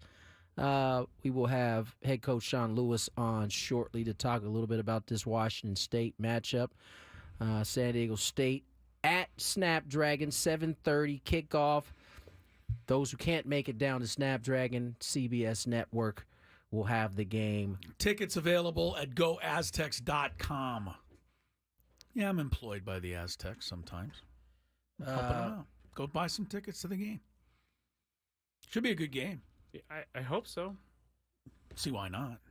I don't see why not either. Sean Lewis's team looking a lot better. Nice back-to-back come from behind victories. Last two games. But they're up against it tomorrow. Washington State's favored by 2 TDs. I was looking for ways to tell Skraby he was wrong, but he's actually right. So, with that being said, this hour of 97.3 The Fan is brought to you by Buffalo Wild Wings. Buffalo Wild Wings is football. Has this been the day of you guys trying to prove me wrong, or what were you right about, Skraby? Well, he was right because he said we had one more of those reads. And typically they've been in the docket. Yeah. So I went back to search to see if he was he was only counting the 5, or he wasn't counting the 5 o'clock one. He was. So Skraby was on his job today. Thank you. Sean Lewis is a guy who calls on time, so he's supposed to call at 5:40. Oh, we got a few minutes. Yeah, we got a few minutes. CBS Sports Network. I didn't get to finish that thought. That's where you can find the Aztec game. Tony and I are in a bit of a downer right now. A little bit. And I just looked him up, Tony. The actor's name is John Ashton. And we brought him up. Tony and I love to talk about him because Tony loves the phrase "the banana in the tailpipe" from the movie Beverly Hills Cop. Yes. And the actor who played the policeman that fell for the banana in the tailpipe was a guy named John Ashton. He played that character in Beverly Hills Cop. He's also in a lot of other movies. And I got to meet the guy at the what was the old celebrity golf tournament, the Drew Brees tournament? Oh, yeah. He came and played in that every year for some reason. And he was the nicest guy, and he'd come over and he'd do an interview. And I can't remember. He was Sergeant. What was his name? Oh, Taggart. Taggart. Either he was Taggart or the other guy was Taggart. No, that was Taggart. He was Taggart. He was Taggart. Yeah. So John Ashton. So I interviewed him a few times, and I always gave him a hard time about the banana in the tailpipe. He was just in the remake for Beverly Hills And you know Cop. that he'd heard about the banana in the tailpipe his whole life, and he still was good-natured about it. And so Tony and I were just looking him up online to see what he's up to. And we just found out he passed a month ago, and I hadn't heard that. And guess what, Tony? And this is interesting. His last, thing in life, he was hosting a show called the Ashton and Davis Show, a sports talk radio show in Colorado. Was he really? Yeah. How about that? So he finished as a sports talk guy, but I just kind of hit me. I wasn't expecting to see that he had passed, and it was just recently. Hadn't heard about it. But he's a really good actor in that Beverly Hills Cop movie, and Midnight Run was another one that he did a great job in. Anyway, so I'm kind of sad about that. Yeah. The Knicks up 10 now at home against the Pacers, 53-43. Dodgers get through their inning. We will move to the bottom of the second. Yeah, you can see I'm giving you a scoreboard rundown because there's not a lot. You got anything, Scrape? Yeah, on the Skraby show tonight, I'm going to go through another position, third base. I think we know the future of that position for the Padres. Oh, you're going through Padre position by position. Yes, I did catcher on Wednesday. Tonight is third base. I kind of gave you guys a little bit of the background of my research. I did a lot of research wait a second. on this. You went from catcher to third base. It's 99% of the people would go from catcher to first base, to second, to short, to third. You're going backwards around the infield. He's going the reverse way. You want to know the real truth behind You're why going I'm doing clockwise rather than counterclockwise. Because I was trying to do the starting rotation, and I was trying to do other positions. I was like, oh, man, it's just Friday. I got to do third base. Third base is easy. Why? Why did you settle for third base on Friday? Because I knew where I was going to go with third base. Because you didn't know where you were going to go at first. Yeah, first is definitely up in the air. Second's a little bit easier. Short's up in the air. My man went from catcher to third base. I don't think that's that big of a deal. I don't think it's that big of a deal. There was a ball player, Jimmy Pearsall was his name. Ricky Pearsall's dad? No, not his dad. He hit a home run once and ran around the bases backwards.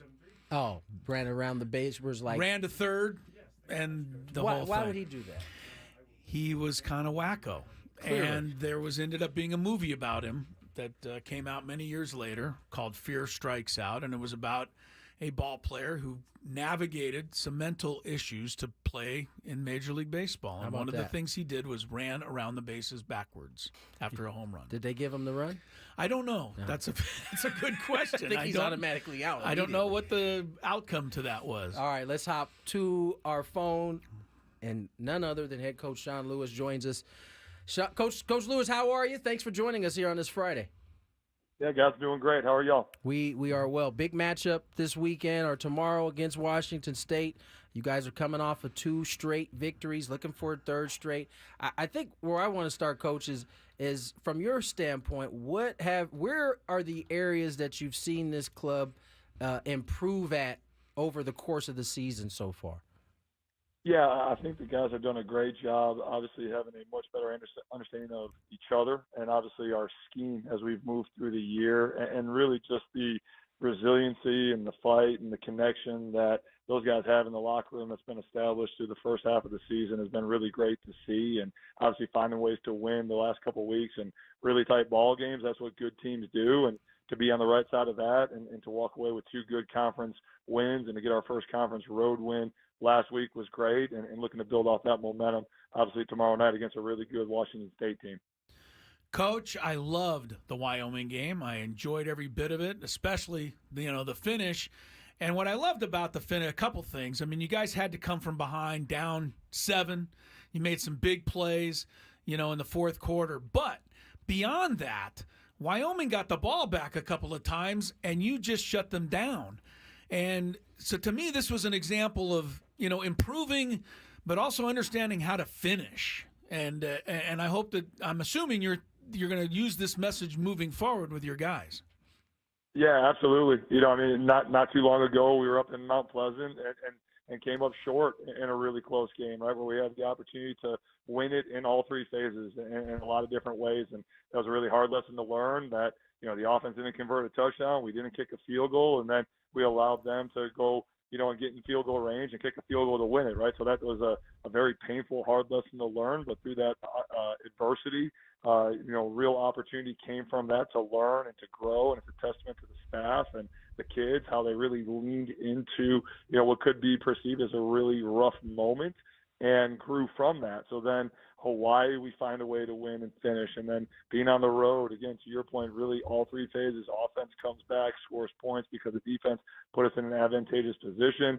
Then the offense does a good job after, another defensive stop of bleeding the clock. Special teams comes out, pins them deep. And then when, our front can go hunt and you let Trey White go do his thing and get after the quarterback, that's been a pretty consistent end result, throughout the course of the year, which was really good to see. Coach Sean Lewis joins us here on Gwynn and Chris. And Coach, we had the pleasure of having one of your leaders on Wednesday in Marquez Cooper. And what an impressive young man. I mean, you've had him before him coming here to San Diego State. Just talk about his presence and what it's meant to this offense this season. Yeah, I mean, Coop's a great guy to have in the locker room and have been very fortunate to be coaching him since 2020, besides, last season when we were apart. But when the opportunity presented itself to bring him here to the Mesa and to bring his leadership traits and his knowledge of the culture that we are creating, and then obviously his dynamic skill set as a player, it was a no-brainer. And I'm really happy that he saw it that way, and his impact and influence has been felt throughout the locker room and on the team. He's a relentless competitor and a great young man that is representing our university and our community the right way. Coach Sean Lewis, Aztecs, Washington State tomorrow night. And again, go Aztecs.com, get some tickets, go on out. It should be a good ball game. Coach, you've selected, when it was all over, Danny O'Neal, a true freshman, to be your starting quarterback. Without having seen everybody else, I got to tell you made a hell of a choice. This guy has shown us so much in 6 games. Thing he's shown me as a, non-trained eye, but it's just somebody that goes out there and it has a level head about himself, good, bad, indifferent. he just goes to work. And, he throws you a touchdown. He had a bad break, finally his first interception last game, and it was a tip ball, but you could never tell. And that, to me, is speaking volumes as a young guy. Yeah, he's mature beyond his years, and obviously we felt that and saw that day in and day out with him being here as a mid-year enrollee, and had a good idea of that through the process of recruiting him. But you never know until you throw them in the fire and they get tested, no matter the competitive arena. But to your point, I think you're spot on, right? He doesn't get too high, he doesn't get too low, and really embraces the mindset and the model that we have, that regardless of the outcomes and the results, it quite honestly doesn't matter. We just got to continue to get better, right? So you saw that all the way through, and even when he was named the starter coming out of training camp, like, he'd be the first one to tell you there's so much room for growth and improvement, and doesn't matter that I'm a starter, I got to get better. And obviously at the start of the season, he got to experience the speed and the pace, and all the eyeballs that are on him that come with being a starter at such a great university and a proud program, and he embraced all of that and continued to grow. And yeah, he's done a great job settling in, obviously building connection in the throw game with the guys that are around him and leading and driving our offense. Yeah, one of those guys is also a freshman in Jordan Napier, and those two connected twice in that game in Wyoming. I mean, how important is it for a young quarterback like Danny to be able to find a connection that he's comfortable, confident, and feels like whenever he lets it go, it's going to end up in the right hands? It had to be nice to see that at the end of that ball game against Wyoming. Yeah, absolutely. That relationship between quarterback and receiver is imperative, right? It's probably like any good, pitcher-catcher relationship with all the work that you're going to do together, right? You have to have that familiarity. And again, it's the one thing that early on, as we were sorting through camp, who was going to be the starter and all that competition was going on, it wasn't like Danny or any of the other guys were just working consistently with one another, because we were constantly rotating through the competition. And now that obviously it's been Danny's and he's been at the controls of all of it since, the end of training camp and into the season, you could really see the growth within the throw game and the continuity, not only with Jordan, but the group as a whole, because of the reps and the time on task that they have spent together, and the way that they're willing to work and grow together as a unit. San Diego State football.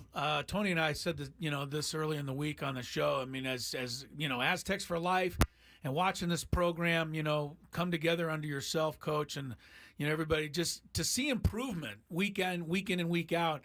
That's what I think we feel good about. I'm sure you're looking at that and other things. But talk about this game tomorrow a little bit. Washington State. I mean, this is a 6-1 team. Are you to the point where you're spending a lot of more time on what they do and trying to worry about that, or are you still kind of at more of a stage where we just got to do what we do well and go from there?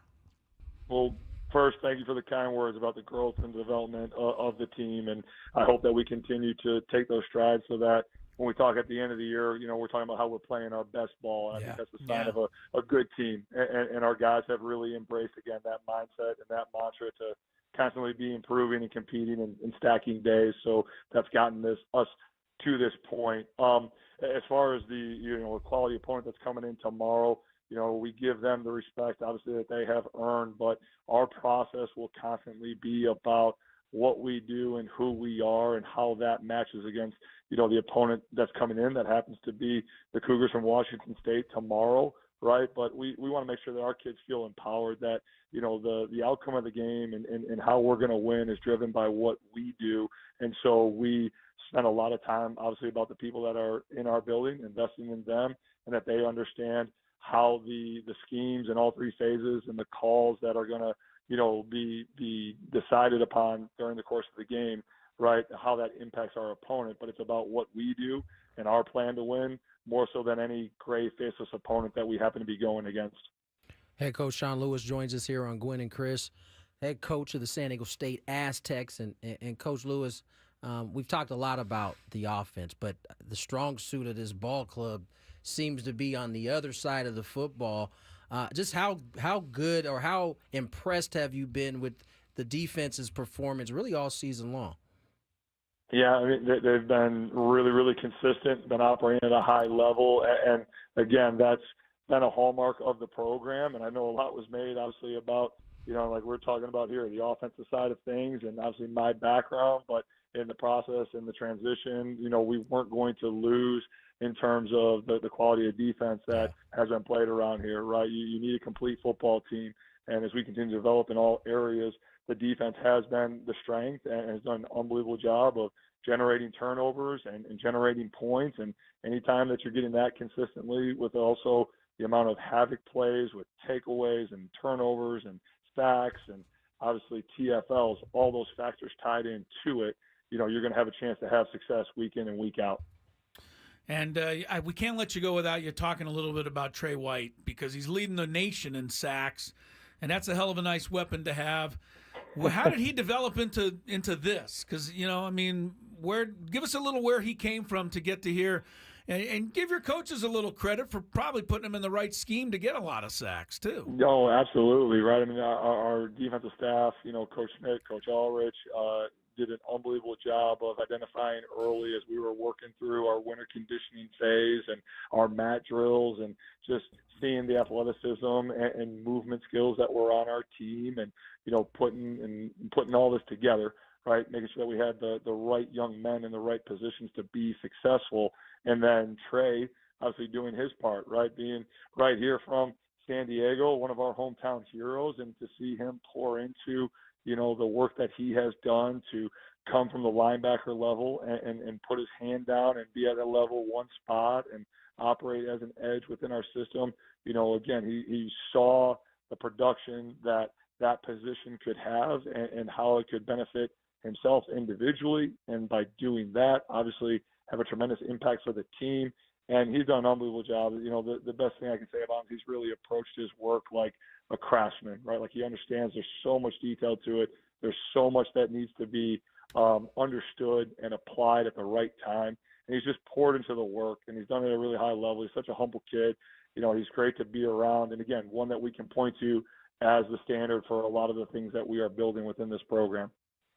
Coach, nothing better than seeing a kid buy in and really attack a position the way it seems Trey White has this season. Certainly from us, good luck tomorrow. We'll certainly be watching continued success for the rest of the season, and thank you for giving us some of your time today.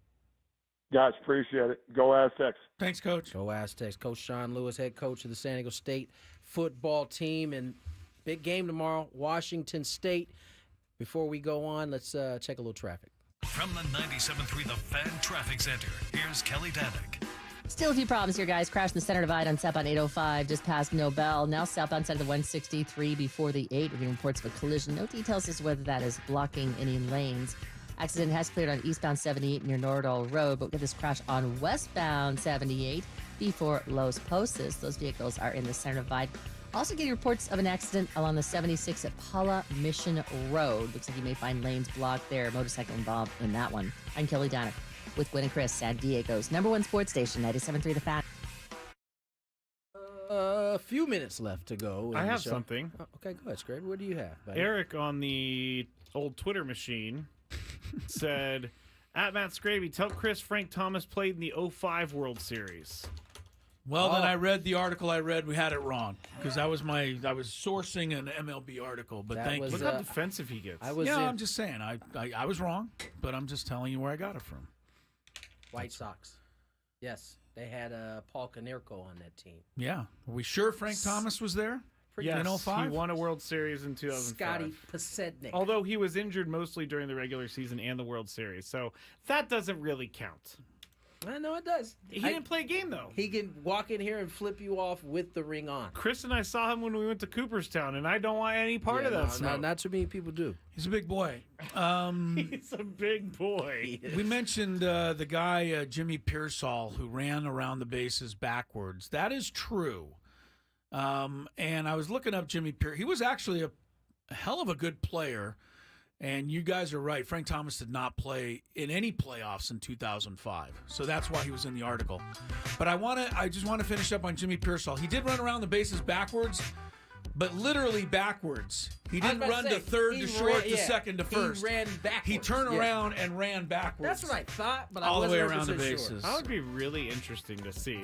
It really happened, and it was one of the last things he did. He was cut from the Mets 2 days later. I wonder why. But he was Jimmy Pearsall had all kinds of bipolar disorders, and he was a very famous player for what he went through playing baseball back in that day when all of that stuff wasn't understood very well. What year was that?